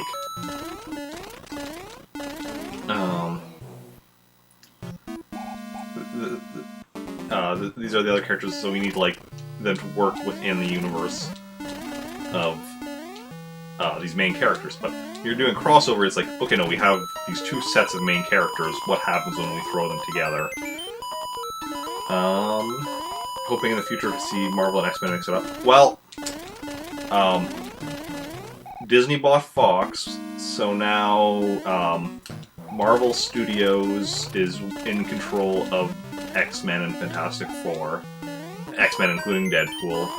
So, yeah, they're still gonna be releasing, like, what was it? X-Men Dark Phoenix was the next one that Fox was gonna be doing. That's still getting released. New Mutants might still be getting released, but after that, like, anything X-Men or Fantastic Four is gonna be Marvel Studios pretty much, unless, at least that's pretty much what we're expecting, like, yeah. My dream, it's not gonna happen because, like, Marvel Studios has no idea who I am, but I would love to write the Fantastic Four movies. I also have ideas for the X-Men movies, how to do the X-Men in the MCU. But that's more like a, okay, this is how I would do it. With Fantastic Four, like, this is what I want to do, type thing.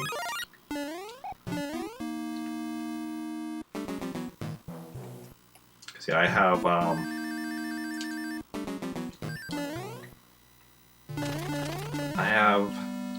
3, kind of 4 Fantastic Four movies planned out in my head. I kind of want it to be 4 just because of the fact that, you know, the Fantastic Four, so a 4-movie series kind of makes sense, but I still have some... I still need to work on what exactly my ideas are for the 4th Fantastic Four. The first one is, of course, an origin movie, Fantastic Four, First Family. Has them dealing with, you know, getting their powers, having some encounters with Skrulls. Got a feather of Fireflower? Let's... Well, leaf, not feather, because feathers in Mario World, it's a leaf in here, but let's see. Yeah, we get a... Fireflower.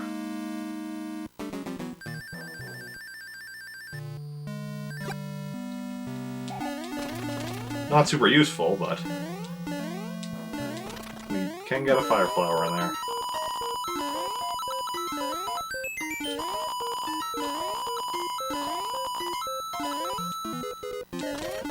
Yeah, for my Fantastic Four movie, I also, like, have it starting off in the 60s. They get lost in space and get their powers, encounter the Skrulls, and come back. But, like, they travel through a wormhole, which also caused some time dilation, just some time... temporal effects. Oh, yeah, flying around with the leaf, that might help. But sadly, it is not the case. And then when they come back to Earth, because of the wormhole they use, it's, you know, present day. So we get the Fantastic Four being from the 60s, but ending up in the present day. Second Fantastic Four movie would be called, like, The Fist of Doom, or something like that, and would have them dealing with Doctor Doom. The third movie would have Silver Surfer coming to Earth to warn of the coming of Galactus. And you'd have various characters who want to be, like, taking advantage of Silver Surfer, like having Doom again, having Namor. Well, I mean, in the comics started in the 60s. And, like, so did, like, you know, Iron Man, Spider-Man, X-Men, Thor, like, all these comics started in the 60s. And, you know, they just, because they work on a sliding time scale, so, like, their origin is just, like... The comics is just like, oh yeah, they've been operating for about 10 years, or 12 years, or whatever it is. But,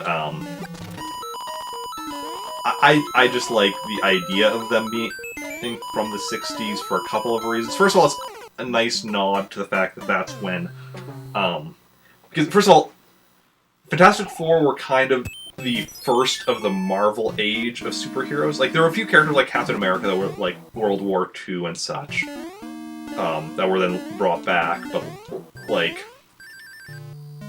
the 60s was when the Fantastic Four started. Then after that, they started a lot of the others, like Spider-Man, X-Men, Iron Man, Thor, Ant-Man. Also bringing back Captain America, did a lot of stuff in the 60s. The Avengers started in the 60s. So I like the idea of Fantastic Four being kind of the, being set in the 60s, or starting, having them being from the 60s is kind of a nod to the comics in that way. And there's a few other reasons I would like to do it that way, but that's, like, a big part of the reason. Yeah, Iron Man is pretty awesome. So the second one is with Doctor Doom. The third one is with Silver Surfer, like I said. You know, various guys like Doctor Doom and Namor. Black Bolt from the Inhumans and such. Basically what I want is, like, yeah, different, like, kings, kind of, or not even, because Doctor Doom is a king, he's a dictator, but, like, these different leaders of countries wanting to use Silver Surfer, and Fantastic Four trying to figure out what to do with that. Fourth Fantastic, Galactus himself would come in an Avengers movie, but, yeah. Then, the fourth Fantastic Four movie, I kind of want it to be something like Fantastic Four Future Foundation, as kind of a looking ahead to the future type thing, like as far as like, the first one being, Fantastic Four from the past. Second and third ones being, okay, dealing with threats in the present. And then, like, kind of the third or the fourth one being like, okay, let's start, like, looking to what kind of things are coming into the future instead of, like, reacting to stuff as it happens, trying to prepare for stuff in advance, kind of, if that makes sense. Being futurists, as it were. For X-Men, I also have my ideas, like I was saying. So for the first X-Men movie, I would have it starting off in the 80s or so. Like, that's not really picked for any specific reason, just I'm kind of like, no, this isn't for the X-Men themselves. Like, it's like an opening scene or a couple of scenes set in the 80s with Professor Xavier and Magneto, I should specify. And basically them and possibly some others. Basically, during this time, various governments have started finding out about mutants. Like Canada has Department H working on the Weapon X program, i.e. Wolverine. Genosha is using mutant slave labor, and you have various other countries doing various different things with how they're reacting to mutants and such. This, of course, like the governments of various countries. General populace don't know about mutants at this point. But then Xavier and Magneto go in, along with possibly some others, like a team or something, and, rescue a lot of mutants that are being, taken advantage of, and destroying a lot of these projects when they can. So, and Xavier then, wipes the memory from the people running these projects, or, pretty much anybody, that knows of mutants, he erases the knowledge from them. Magneto gets rid of, computer backups, all the computer files and all that. And kind of, they decide, mutants have to be kept secret for their own safety and all that stuff. Flash forward to the present, Xavier's running his school where he's teaching mutants to, control and hide their powers, blend in and all that. While Magneto has left some time ago. And then, all of a sudden Xavier finds out why Magneto left when Magneto goes on live TV and basically tells the world, hey, I'm a mutant, mutants exist, and basically the reason he's doing this is because Genosha has either found some records or something about that they missed or something, and they found out about mutants again and have started once again using mutant slave labor, or are planning to, or something. I forget the specifics, but Magneto decided, he's taking control of a nuclear silo, and he's going to be launching nukes and destroying Genosha. So Xavier takes his best students, and forms them into the X-Men in order to stop Magneto. So I would go with, I'd have a team of 6 for the X-Men start, or here at the start of the movie or whatever. I'd go the original 5 from the comics, plus Storm. So the original 5, is, Cyclops, Marvel Girl, Iceman, Beast, and Angel. Then I also added Storm for a couple of reasons. First of all, partly so we don't just have an all-white team, but I'd also probably, for a lot of the characters, would have, open casting type thing as far as race. But also having another, not having a mostly male team. I mean, it's still mostly male, because it's still, 4-2, but at least improves the gender imbalance slightly. Then also, and most importantly, Cyclops and Storm have both been two of like the major characters to be leaders of the X-Men. So by having both of them in the movie, you can have them kind of like fighting over control of the X-Men, which would make for some interesting story potential. So that's kind of the first X-Men movie. The second X-Men movie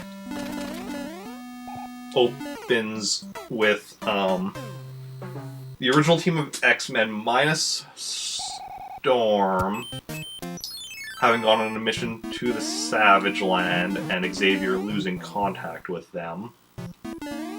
So then he puts together a new team led by Storm, and including Banshee, Thunderbird, what's his name? Colossus, Nightcrawler,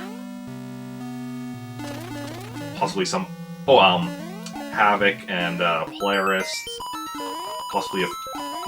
At this point, it's already become a fairly large team to like go in and rescue the original team. And while they're in the Savage Land, they also meet up with Wolverine, who's already there for whatever reason. And the villains of this movie are Mr. Sinister and Sauron. Not to be confused with the Lord of the Rings Sauron. This is the Sauron that turned himself into that's basically like turned himself into a half pterodactyl type thing. And there's like a image online. There's like a popular like image that people post online of like Spider-Man talking to him, and where it's just like, wait, you have this kind of tech you could cure cancer, and you're using it to turn people into dinosaurs? So everyone's like, but I don't want to cure cancer. I want to turn people into dinosaurs. Wolverine is always just randomly places for people to find him. Yeah. And like you might do like afterwards do like a Wolverine like prequel movie that like, or even a sequel movie that just has flashbacks to explain why he was in the Savage Land, or you might not. It all depends. Whatever works. Yeah. The third X-Men movie, I don't know exactly what it would be, but it would definitely be going into space, dealing with the Shi'ar Empire, and also specifically Vulcan. Because part of my idea... So, in the first movie we have Cyclops. You might have noticed in the second movie I mentioned Havoc, who's, you know, Cyclops' brother. Third movie was Vulcan as potentially the main villain, and he's another brother of them. See, in the comics there's this long-running thing about this, about the Summers brothers or whatever. It's like, originally Cyclops, when he was introduced, he had no family. Then they revealed, oh, he has this brother. Then there was talk of a third Summers brother, which was eventually, it was eventually revealed as, Vulcan. However, the person who mentioned the third Summers brother would have had no way of knowing who Vulcan was. But also, in the meantime, there have been other characters that were introduced or hinted at being the third Summers brother. One of the major ones being Adam X the Extreme, who I would have be in the fourth movie. I don't know what the fourth movie would be about, but I would have Adam X the Extreme, because I would be introducing another Summers brother in each movie. Each movie.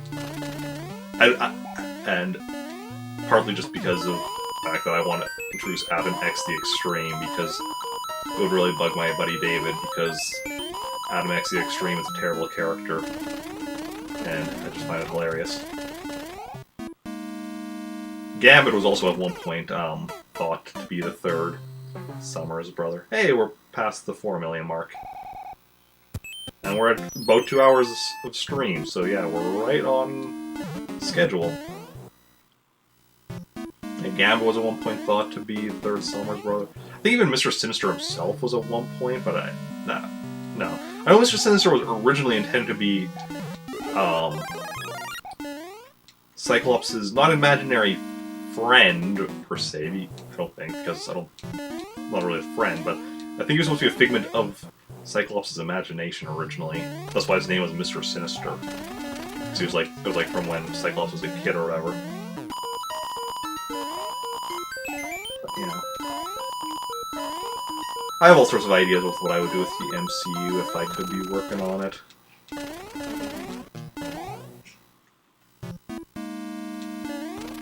Yeah, Fantastic Four, though, that'll be my dream, writing those movies.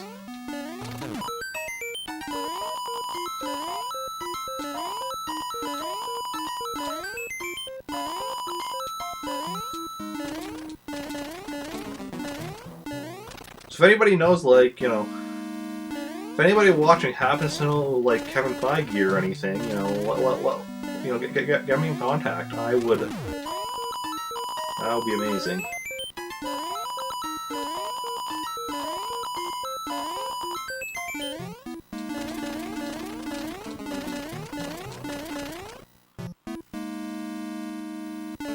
But I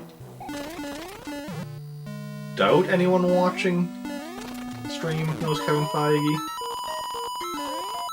Like, I mean, I know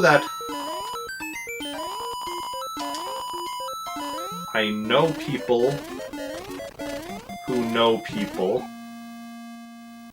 who know people who know Kevin Feige, but that's, you know, multiple levels of... I think I had the right amount of people who know people in there. Totally, yeah.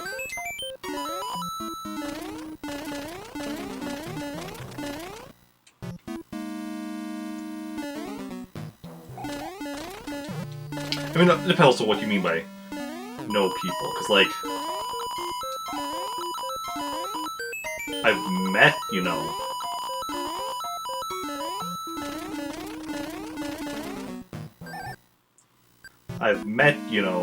Felicia Day or whatever, but, like, I wouldn't exactly say I know her. I mean, I wouldn't say I know her, but, like, I've like, met her or whatever type thing, but...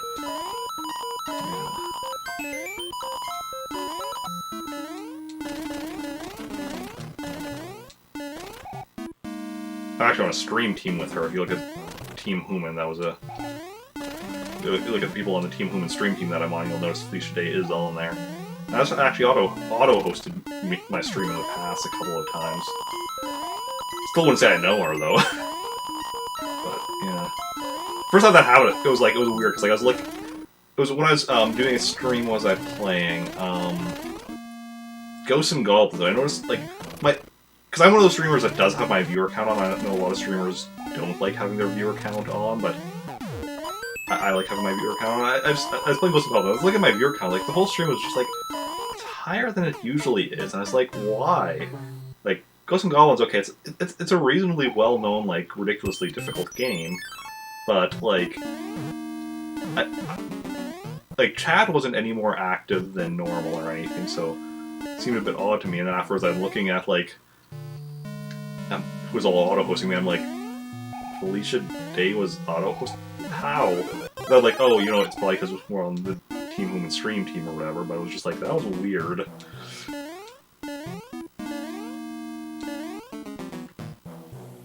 Good weird, but weird. Unexpected weird. Yeah. 6 degrees of knowing people. Yeah, that's interesting, like...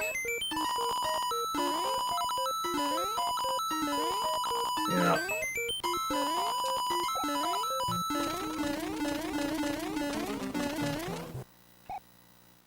Like, I have a cousin who was in an episode of Smallville, just like as an extra or whatever, but like, so there was an episode of Smallville, it was a season 4 episode of Smallville where, like, it was an episode where, I guess, I don't know if you ever watched Smallville, but season 4 when Clark was, like, on the football team or whatever, there was one episode and then, like, there's a football game, Lana and Chloe are in, like, sitting and watching, and, like, my cousin is randomly, like, sitting, like, right next to them. I think my cousin had told me about that before, but then when I was watching that episode, I was like, that's weird, somebody I know, like, just sitting right next to these two characters on a TV show or whatever I'm watching. Like I said, it's just an extra or whatever, not like... But, yeah. Because he also lives, like, out in BC, which is where, you know, Smallville is filmed, a lot of other, like, a lot of TV and movies get filmed in BC. I'm sad that because like, what was it? Not last, was it maybe 2 years ago? Some movie was being filmed where I live, or at least parts of it were. I don't know what movie. I know Forrest Whitaker was in it, but I don't.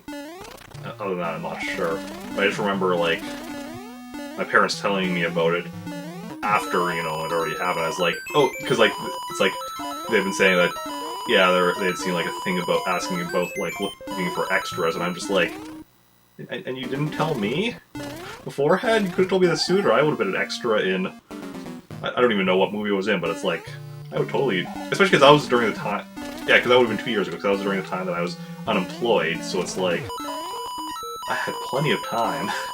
And I don't know if, because I know it kind of varies whether or not extras in movies get paid, but it's just like, if, you know, it was a paid extra thing, you know, getting a bit of, even if it's not much money, getting a bit of money or whatever would have been really nice. Also, you never know, like, there's always that chance where, like, you're an extra in a movie and then all of a sudden something happens and it's like, hey, do you want to, like, because, like, well, not even just movies, but, like, TV show or whatever, like, oh, I don't know if you ever watched Friends, but, what was his name? Gunther on Friends or whatever, was a recurring character. He started as just an extra, but then, like, yeah, plus yay in movie. But, like, when they were filming or whatever, I was like, hey, does anybody here know how to work this cappuccino machine? Because, like, you know, Friends is in a coffee shop, or like, there's a coffee shop that a lot of stuff's set in, so they're like, hey, does anybody know how to use this thing? Just, you know, so it looks realistic with somebody using it in the background type thing, and he's like, I do, and then he ended up going from being an extra to a recurring character. And yeah.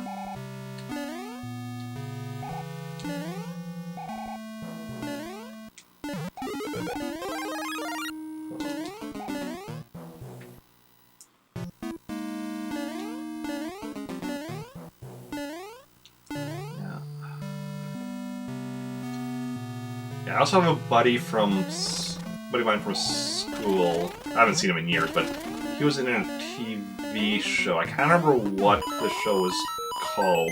But it was like a coffee popping on a machine. Ah, yeah. It was a show that was filmed was it filmed in Winnipeg actually, or was it filmed in Toronto? Because like, I live in Manitoba, so like, I live near Winnipeg, but I can't remember if that's what was filmed. But I have a buddy who's like an episode of some show. It's called, I think the show was called something like Todd and the Book of Pure Evil or something like that. Something like that. Like, it wasn't, that wasn't an extra, but like, it wasn't a speaking role. Like, it was, because there was an episode like where it was like, you know, there was some like competition, like Battle of the Bands type thing, and then, because this buddy of mine is a musician, like he's a drummer and whatever, so like, it was him and I think some other members of his band were like in the episode. But, like, I think there was like one of them had a line or two of dialogue, but he was just, you know, standing there, you know, behind whichever buddy, just kind of like looking vaguely menacing or something.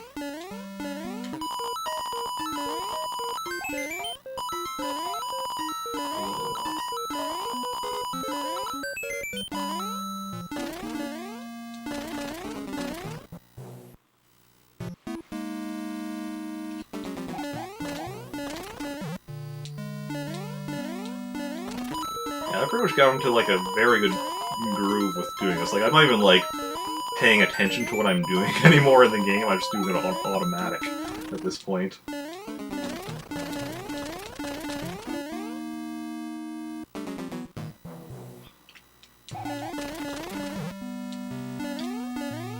Yeah, I've never in my life made coffee because I don't really care for coffee. I've drank coffee like on occasion, but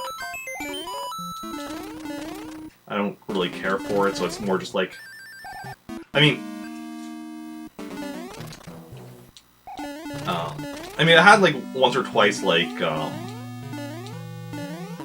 just like to try it out type thing. Then, at one of my previous jobs, I started drinking it at work just for like the caffeine. But then they started charging us money for coffee at work, so then I stopped drinking, and after that I haven't really started again.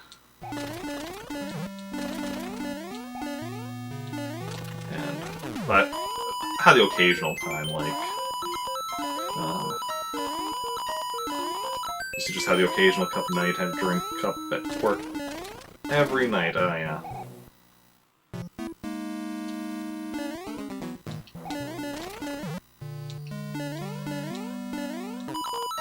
There's also some cold brew coffee that I had, like, bought a couple of times because it came in, like, collectible bottles or whatever, so it was like, oh, I want those bottles, so I, you know, bought it, drank it, and kept the bottles. But I like collecting stuff. Like when I say when I say collectible bottle, like it was like normal bottles, but like those like the stickers on the bottles were like Atomic Robo themed, which is a comic series that I really love.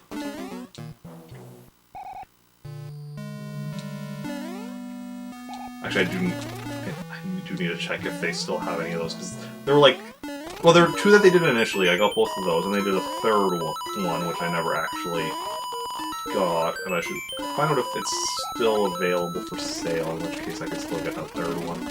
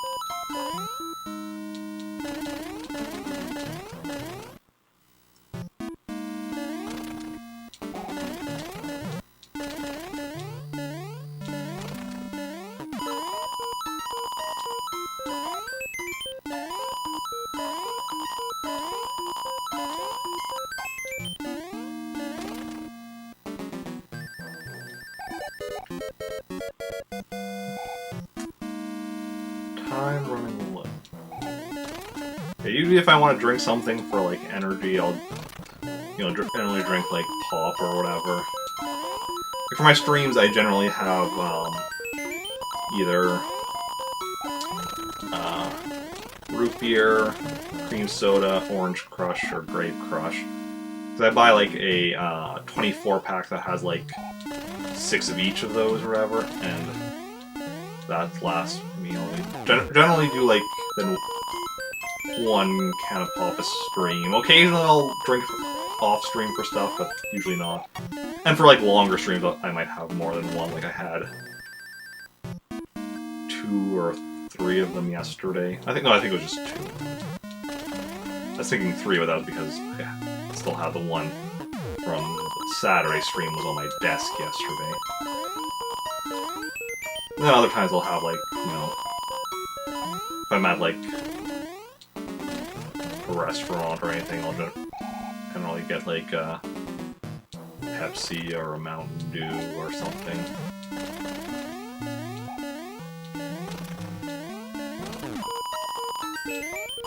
Just at work, I'll generally just drink water.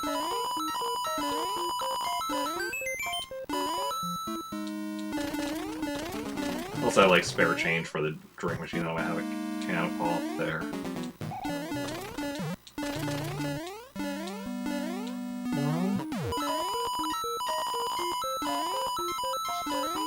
Oh yeah, that makes sense. If you associate it with being sick. Yeah, cream soda is actually what I'm drinking right now. Well, it's like crushed cream soda or whatever.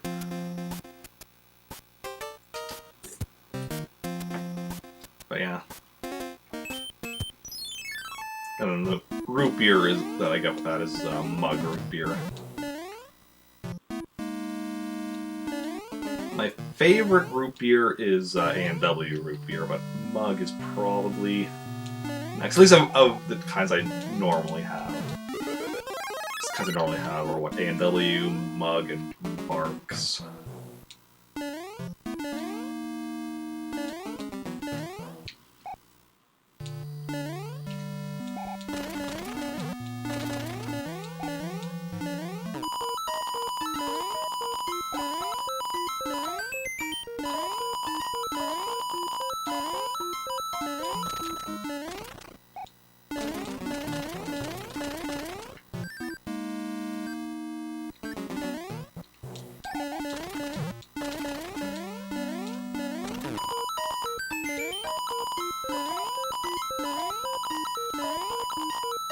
So what's everyone's favorite kind of pop? Myself, my very favorite type of pop is actually vanilla Coke, but at least around here that's only occasionally available. I think generally just make it available during summer. Actually, something that's really annoying is lately I've started to see vanilla Coke Zero available everywhere. But I don't like Coke Zero. Vanilla makes it, you know, better, but it's still not great. I want, like, regular vanilla Coke. But just seeing, you know, vanilla Coke Zero, I'm like, oh, vanilla, oh, just Coke Zero.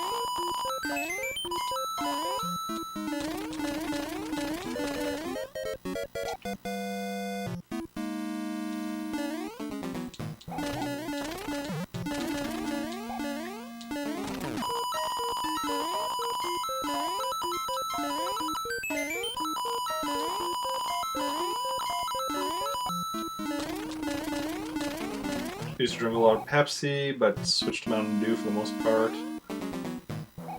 Yeah.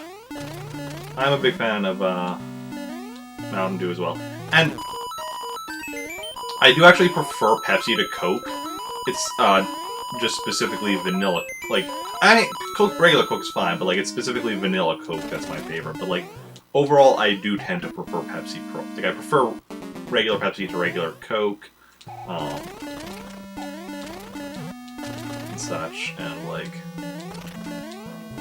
overall I do tend to prefer Coke or Pepsi. I do tend to prefer Pepsi products. I think don't always remember what things are Pepsi and what things are Coke products. Like, I think like with root beer, I'm pretty sure Mug is a Pepsi product. Barks root beer is a Coke product. I'm not entirely certain on that one.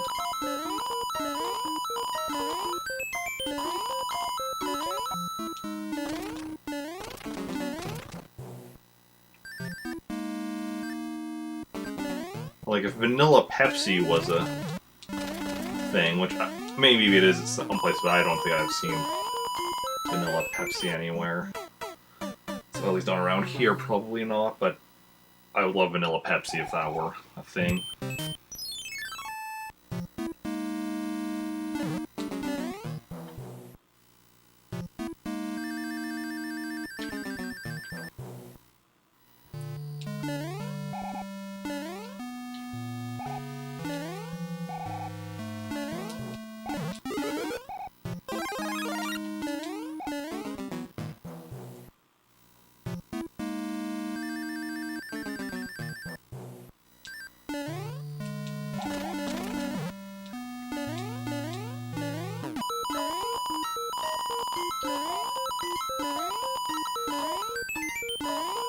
Get all the coins.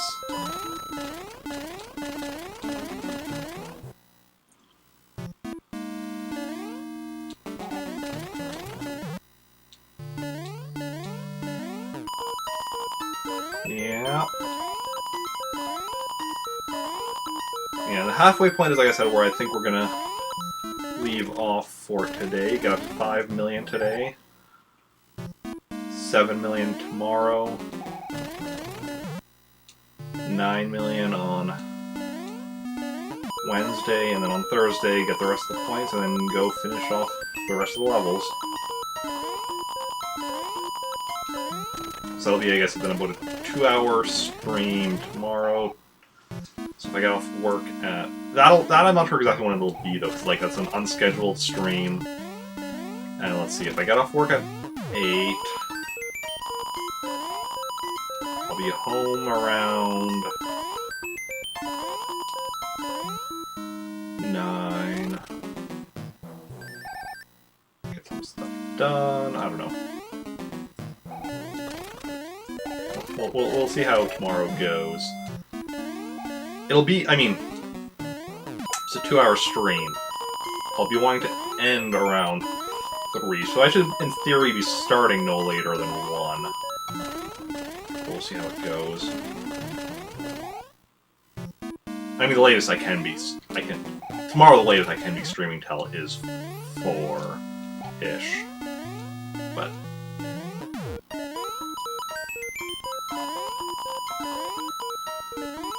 yeah.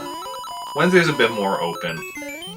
But yeah, Tuesdays I always have stuff up in the evenings and such. OBS, stop asking me if I want to be updating you when I'm in the middle of a stream. I feel like updating OBS in the middle of stream would be a bad idea. Yeah, Wednesday's a bit more open, and Thursday we'll see. Yeah, hopefully the NES holds out until the end. If it doesn't, then I guess this attempt was a failure. But nothing else, it was a learning experience. Even if that happens.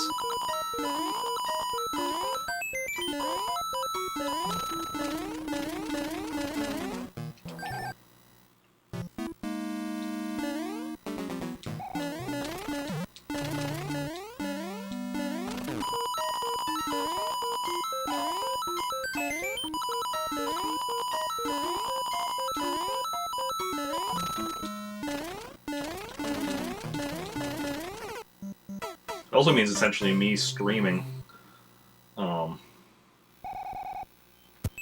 every day this week, though, assuming it does hold out. And because I streamed on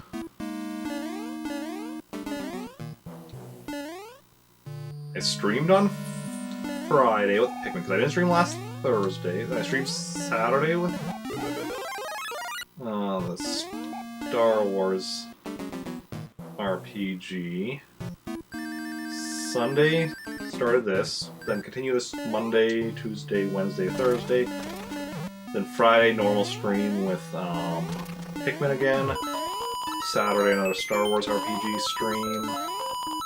Sunday, Kirby's Adventure. So that's actually 10 days straight of streaming. Assuming NES holds out.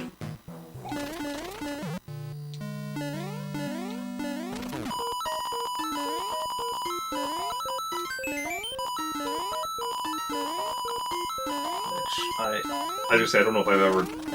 No, I don't think I've ever done 10 days straight of streaming.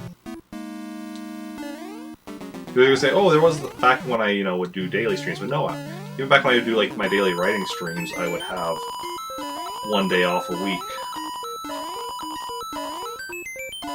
Or did I do that initially? I'm trying to remember now.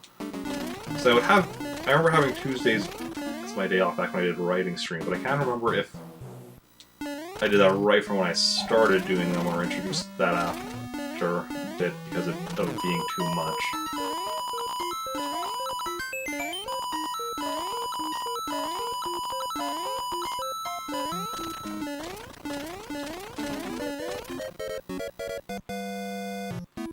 Yeah. If I were able to stream full-time and quit my job, I would probably be streaming 6 days a week. I would probably take Tuesdays off from streaming, but otherwise stream every other day.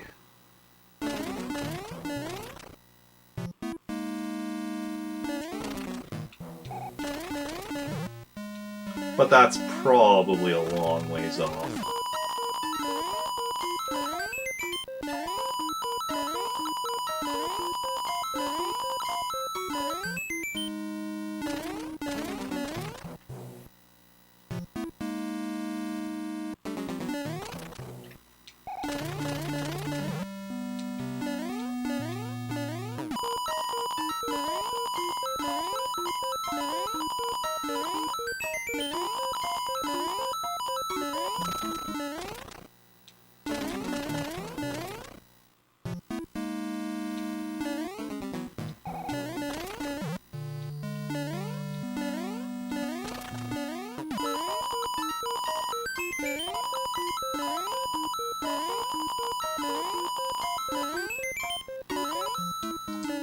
only I can convert all these coins I'm gathering into real currency. Then I could quit my job and stream full time.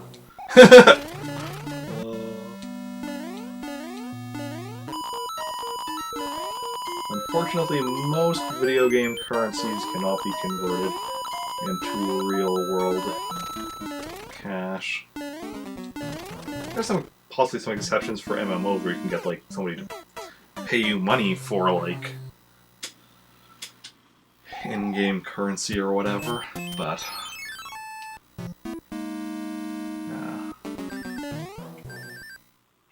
no. Need to go grab the mushroom quick first.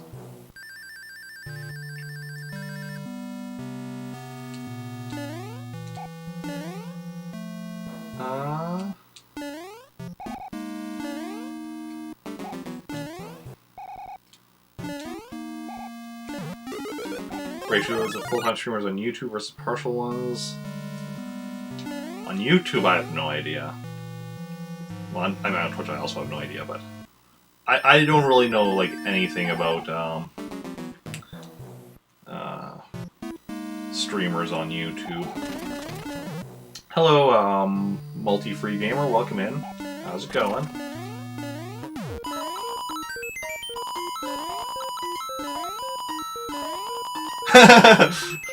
And Twitch. I was like, I was a bit wondering. I'm like, did you mean Twitch and say YouTube, or were you meaning you? Because there is streaming on YouTube as well. I've just never tried it. Playing Zelda, trying to multitask. Ah, yeah, understandable. Completely understandable. Which Zelda game are you playing? If you don't mind my asking.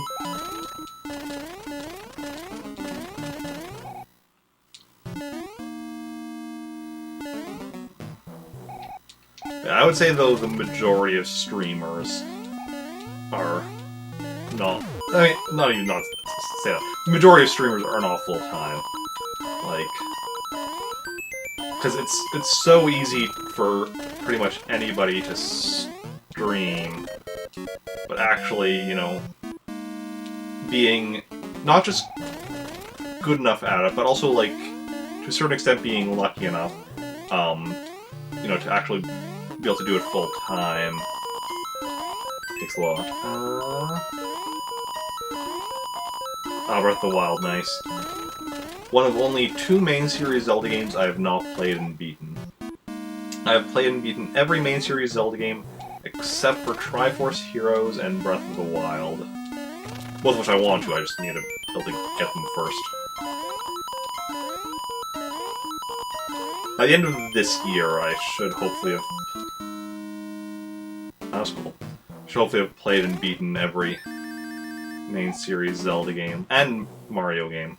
The only main series Mario game I haven't played and beaten is Super Mario Odyssey. And again, no, I haven't played and beaten every main series Zelda and Mario game on stream. Because there were a few that I did, like, beat prior to starting streaming, and then there's also some that are, like, on, you know, DS or 3DS, which means I can't stream them. But otherwise, I've been streaming Zelda games. The first Zelda game I streamed was Four Swords Adventures. And the first Mario game I streamed... Well, the first Mario game I streamed was Mario Maker. The first main series Mario game I streamed was World. But, yeah. I have streamed some earlier of both, obviously. Right here I'm streaming Super Mario Bros. 3, which, you know, is an earlier one in World. But that's, you know, from SubRequest Sunday streams, as well as, like, when I do, like, 12 or 24-hour marathon streams.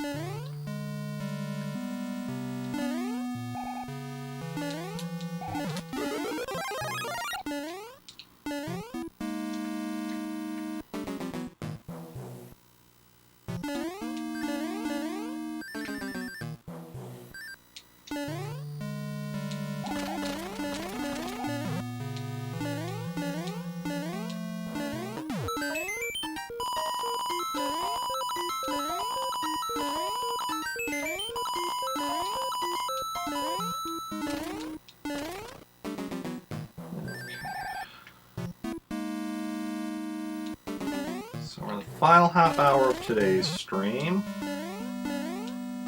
Hey, Narina, welcome in. How are you doing?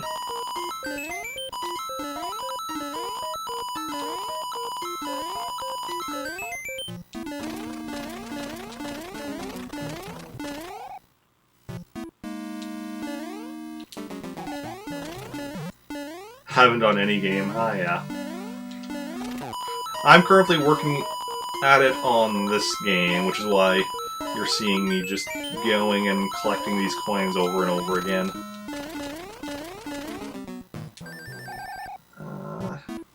Playing Breath of the Wild and got distracted by Kingdom Hearts, so you're playing them both alternating between them. Beat Kingdom Hearts last week, and so you took a break, and are just now getting back into Breath of the Wild. Ah, yeah. I have not played any of the Kingdom Hearts games. Well, no, I played like a couple minutes of a demo of 3DS game Dream Drop Distance, maybe? That for the 3DS? But, yeah. Beat the original Zelda and Ocarina of Time, and I think that's it. Oh, yeah.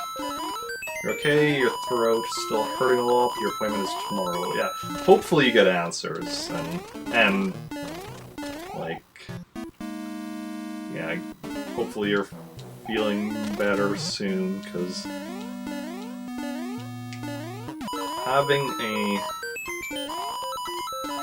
being in any kind of pain is no fun, and yeah, so I hope you manage to get some. I hope they manage to figure out how to help you out there.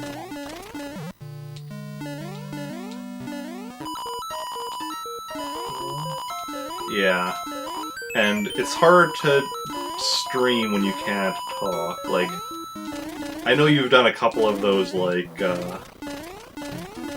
silent streams, but it's obviously frustrating and such, yeah.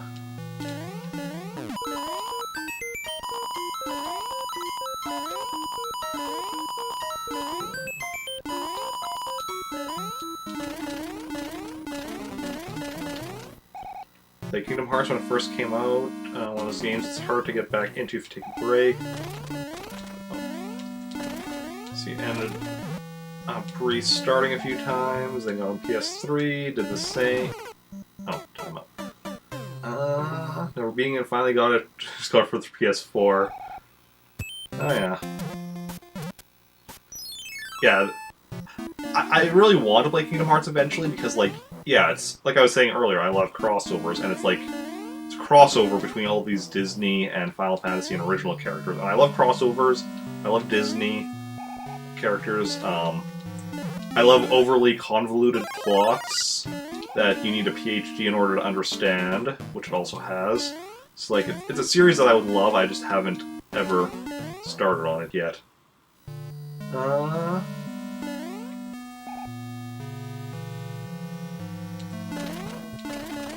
Oh yeah. Yeah, hopefully everything does get better soon. Yeah, because the thing is, like, Kingdom Hearts started on the PS2, and, like, growing up, I only ever had Nintendo systems. So, like, I mean, they did have, like, Kingdom Hearts, like, games on, you know, the Game Boy Advance, the DS, and the 3DS, but then, like, because they were spin-offs and such, I just never, like, ended up getting them and such. But now, especially with, in the last, like, few months, seeing a lot of streamers playing Kingdom Hearts 3, and, like, a lot of them also playing some of the earlier ones to catch up, or to replay them before 3 or whatever. I've seen a lot of streamers playing them, and it's like, okay, yeah, this is definitely a series I want to play eventually.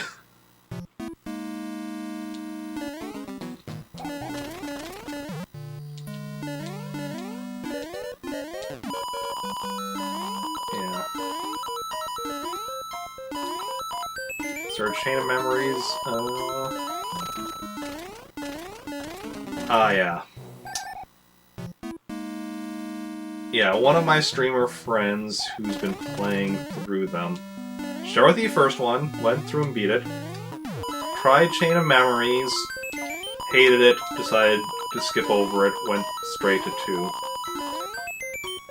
Comment this wasn't your fave, yeah. No, Chain of Memories was on the Game Boy Advance.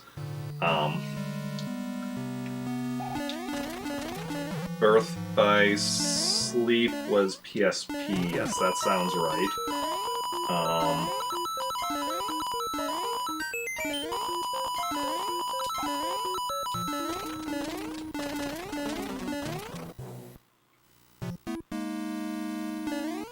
Yeah, they're definitely very fun to watch. Like, I've been watching, I've been watching Snooze play. She was one I just mentioned. She started with the first one. Tried playing Chain of Memories, hated it because of the gameplay, not because of the story or anything, just because of the gameplay. Then moved on to 2 and is currently doing Birth by Sleep.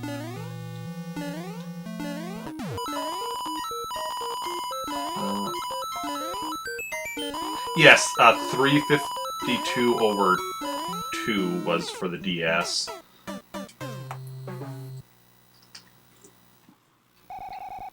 And that's the one that for the, for, like, the compilations or whatever, they didn't even put the game on, they just put, like, the cutscenes in it, edited together as a movie.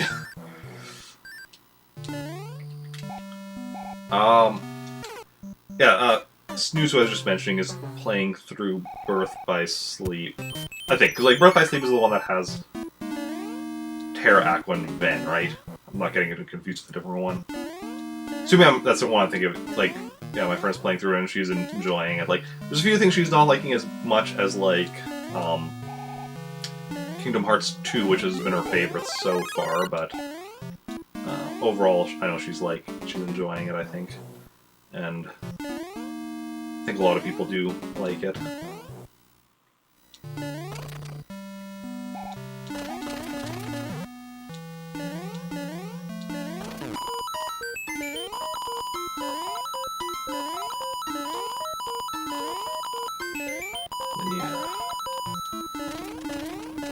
Then Dream Drop Distance, I think, yeah, was the one on the 3DS.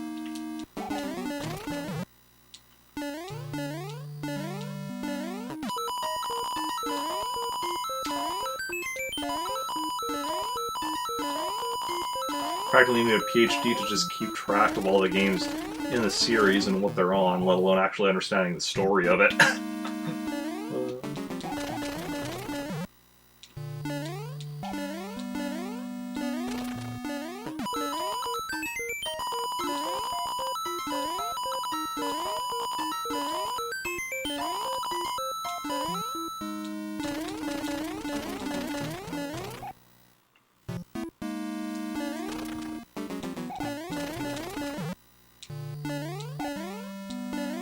Oh, interesting thing, actually, the fact that I've been watching multiple streamers playing various games, but, like, because of my own schedule, like, I can't always, like, be watching every time certain streamers are playing or whatever. So I'm doing, like, a lot of, like, where I'll watch one streamer playing a game, a bit of a game, and I'll watch another streamer playing a bit of the same game, or a different one. So I've been getting the, like, story in very weird order compared to, like, even for how weird the series order already is. But then I'm getting it, like, in this really weird order just from seeing bits and pieces here and there. And then occasionally when I'm confused about something, I'll, like, look it up on, I'll do a Google search to look it up and whatnot. Yeah. But as a result of that, also sometimes, because of the fact that, like, we'll see one streamer playing, let's say, Kingdom Hearts 3, and then all of a sudden, well, from there, go back and, like, you watch somebody else playing Kingdom Hearts 2 or something. As a result, there's certain stuff that is confusing to the person playing it, because it's... But for me, I'm like, oh, I know that because, like, it gets explained in a later game, which I've seen bits of. I, of course, have to not say anything, because I don't want to be spoiling anything for people. Just something I also have to often remind myself of, because I myself am fine with getting spoilers. Like, it doesn't impact my enjoyment of a game or a movie or anything any less if I already know what's going to happen. So, like, I've never had an issue, like, I've never had a problem with people telling me what's going to happen in something. But because of that, it means that, like, I do have to remind myself, other people don't, or other people do mind and want to, like, see it for the first time or whatever. So, yeah. Imagine watching anyone playing 3, just to avoid spoilers in general, yeah. There will be characters, yeah, you don't know. Yeah, I mean, there are probably characters introduced in 3, or even introduced in like some of the spin-offs that you just haven't played yet. Lava is hot. I think we've had this conversation before. Yeah.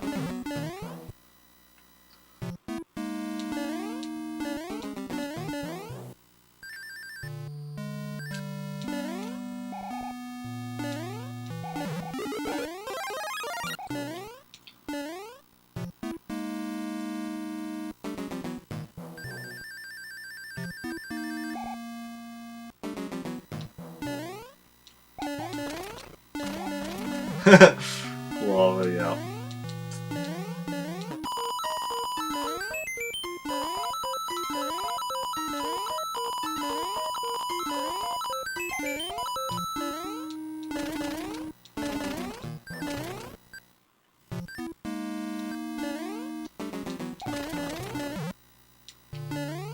No. I mean, Mario's only focused on one thing right now, and it's getting rich.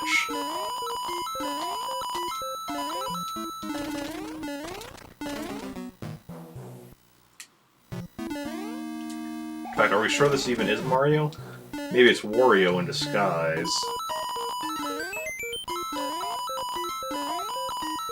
Hey, look at Mario's face there. In this game. Look at those eyes. Doesn't this almost look like he's just wearing a mask? It's clearly Wario in disguise.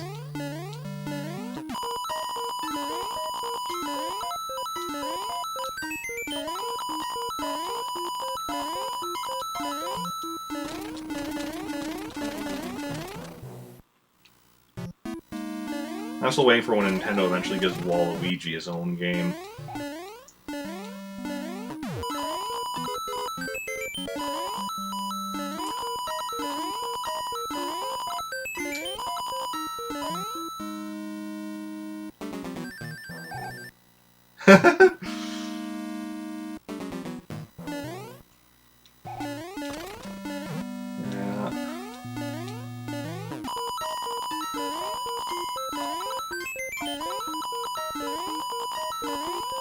Oh, nice.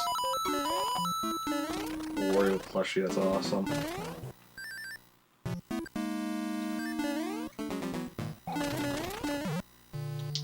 Actually, something I would like to see. I'm not sure if you're familiar with the Mario and Luigi games, like the RPGs, for the handhelds and such.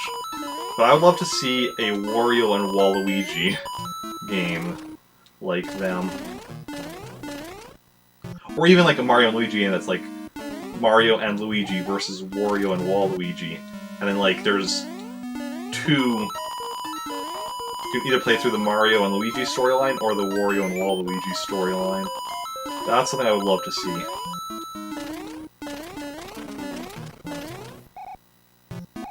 Ah, yeah. Nice. Yeah, that's... Superstar Saga is normally what I would be playing today, but... Paper Mario, okay. Yeah. That's the other Mario RPG series that there is. I prefer Mario and Luigi to Paper Mario, but they are both pretty awesome. Yeah.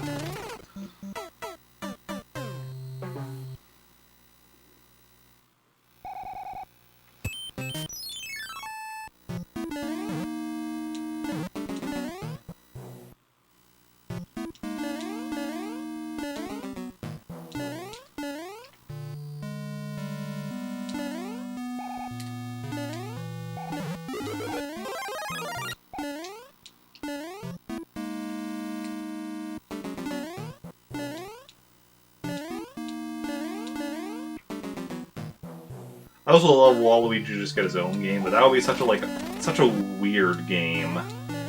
Because like it would be like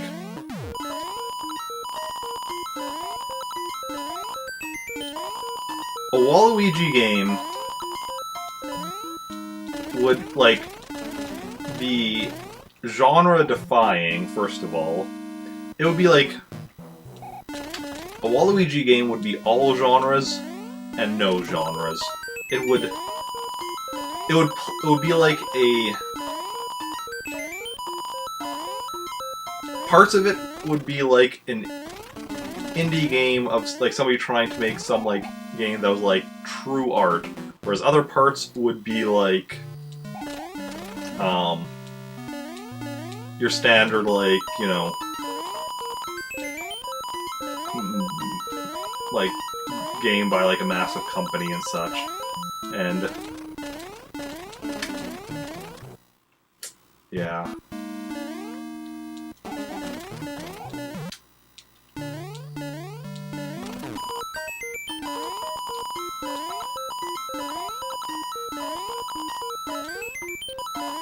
Okay, we're getting close to the 5 mil.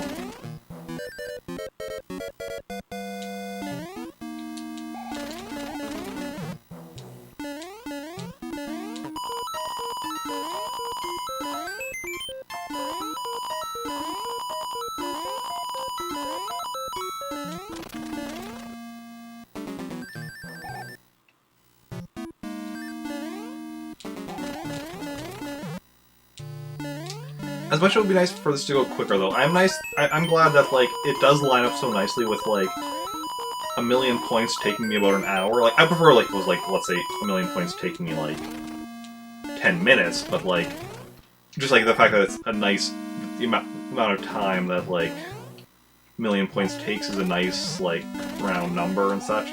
Makes it easy for me to do like the math on it and calculate how long I'm going to be spending on it.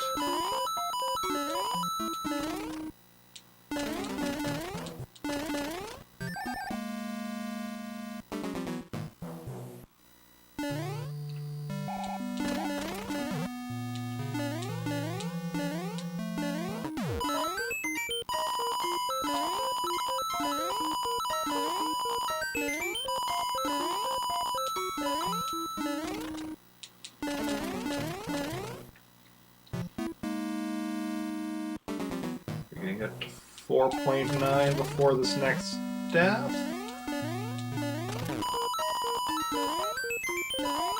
Yeah, looks like it, yep.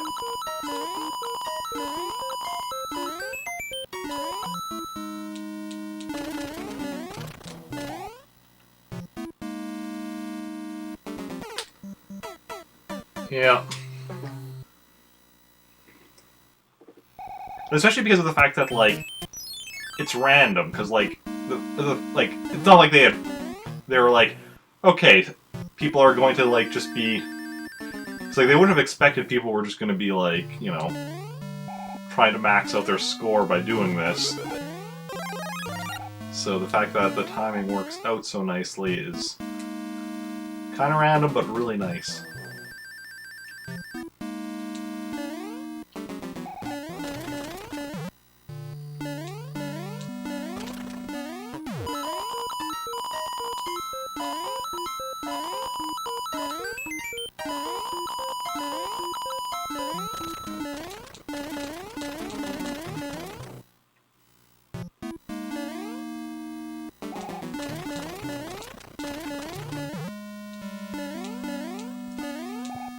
Ah, crap.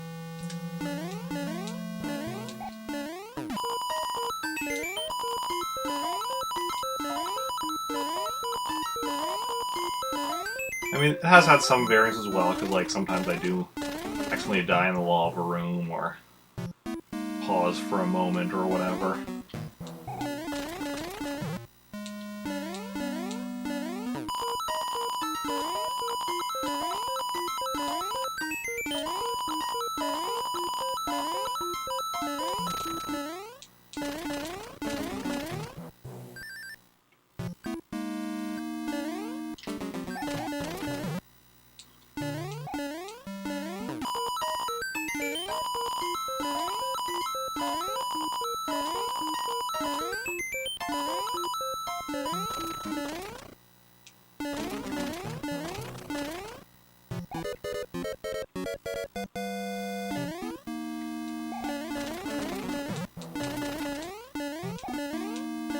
Little, you know, time's running out jingle that plays. It's kind of amusing because it's like, well, yep, I know time's gonna be running out, but I'm not exactly rushing. I'm just trying to get the coins. Nothing.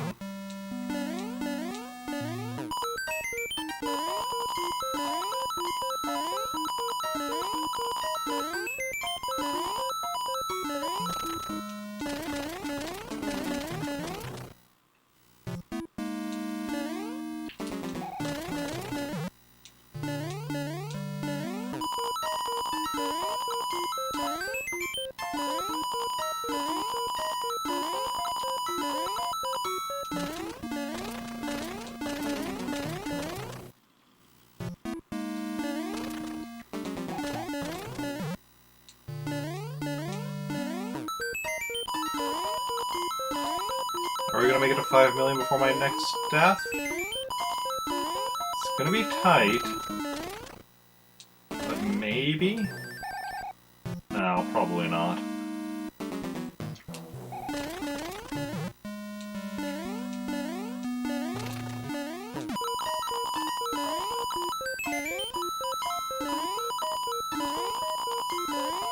Nah.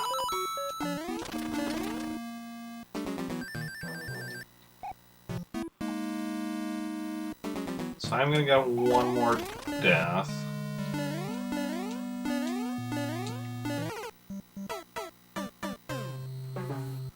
Okay. Yeah, with this light, I will... Let's assume I don't die in the lava. It'll be this life where I'll get the, up to 5 million on. Then I'll continue, I'll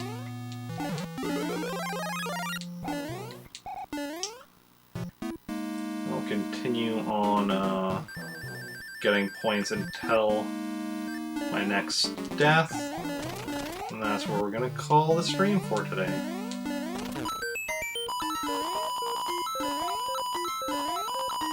Then I'll be back tomorrow to get up to 7 million.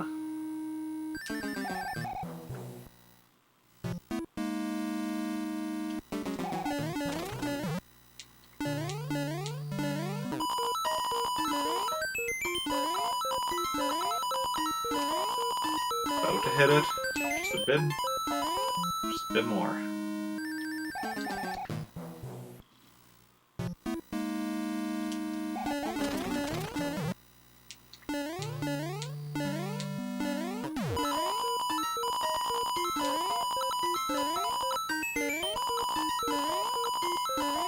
Got it. 5 million now. So just keep going for the remainder of time where we currently have. And that's where we'll call stream for today. Yeah. Oh, it's over 9,000!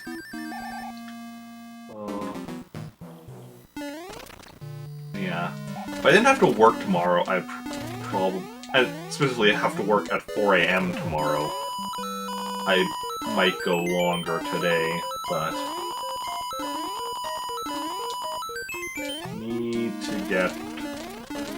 need to, you know, get some relaxing in and such.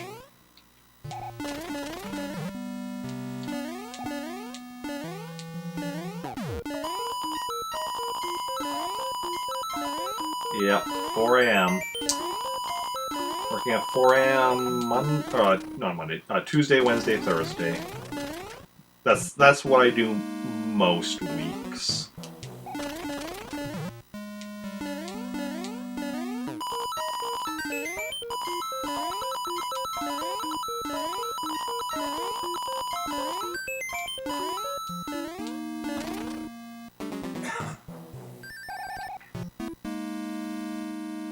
At least this week, though. Tomorrow and Wednesday, it's just till 8 a.m., just 4-hour shifts. And then Thursday, it's a 6-hour shift. So, it's not too bad this week.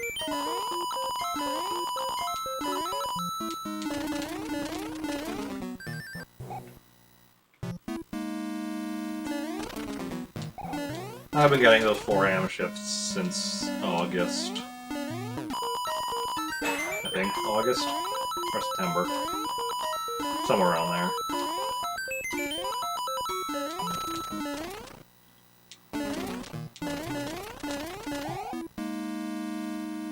Because I made the mistake of, well, I was given a job to do that something I actually mostly enjoyed and, you know, was really good at, and thus did a really good job at. So then all of a sudden, when there was an opening for the one thing, which with the 4 a.m. shifts or whatever, who was fresh on their mind for who they should pick? The guy who had just done a really good job at something. But, yeah, it is, yeah. Anyway, we are going to go find somebody to raid.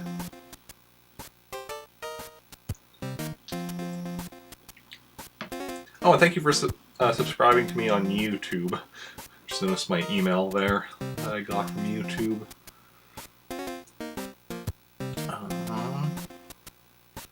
Who are we wanting to raid? Let's see here. What are people playing right now?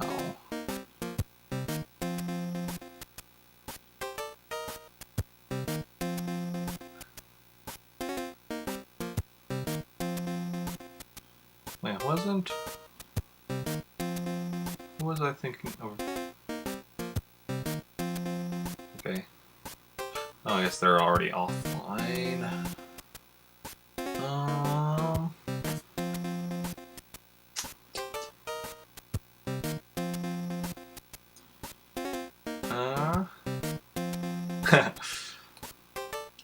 Yeah. I have all of my video game streams, tabletop streams, and Lego building streams on there, as well as my old vlogs from back when I used to do that. I don't have any of my writing streams on there. Back when I did writing streams, I would delete those immediately after, for various reasons. But all of my other streams are on my YouTube, and then also old vlogs.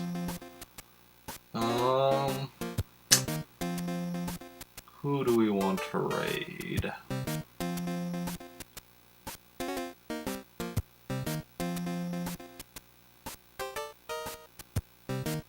I'm not even sure.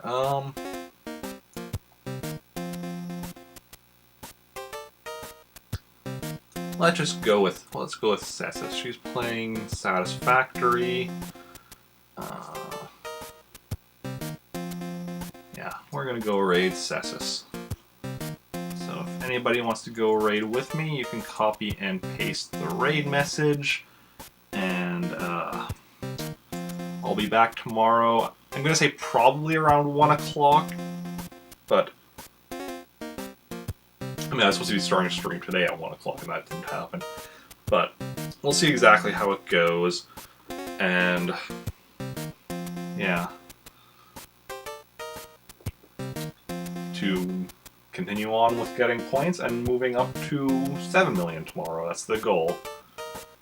Thank you everyone for coming out. It's been a blast, and I will see you all later. Oh wait, do that. Do that. That way I can actually hear when we raid, and yeah.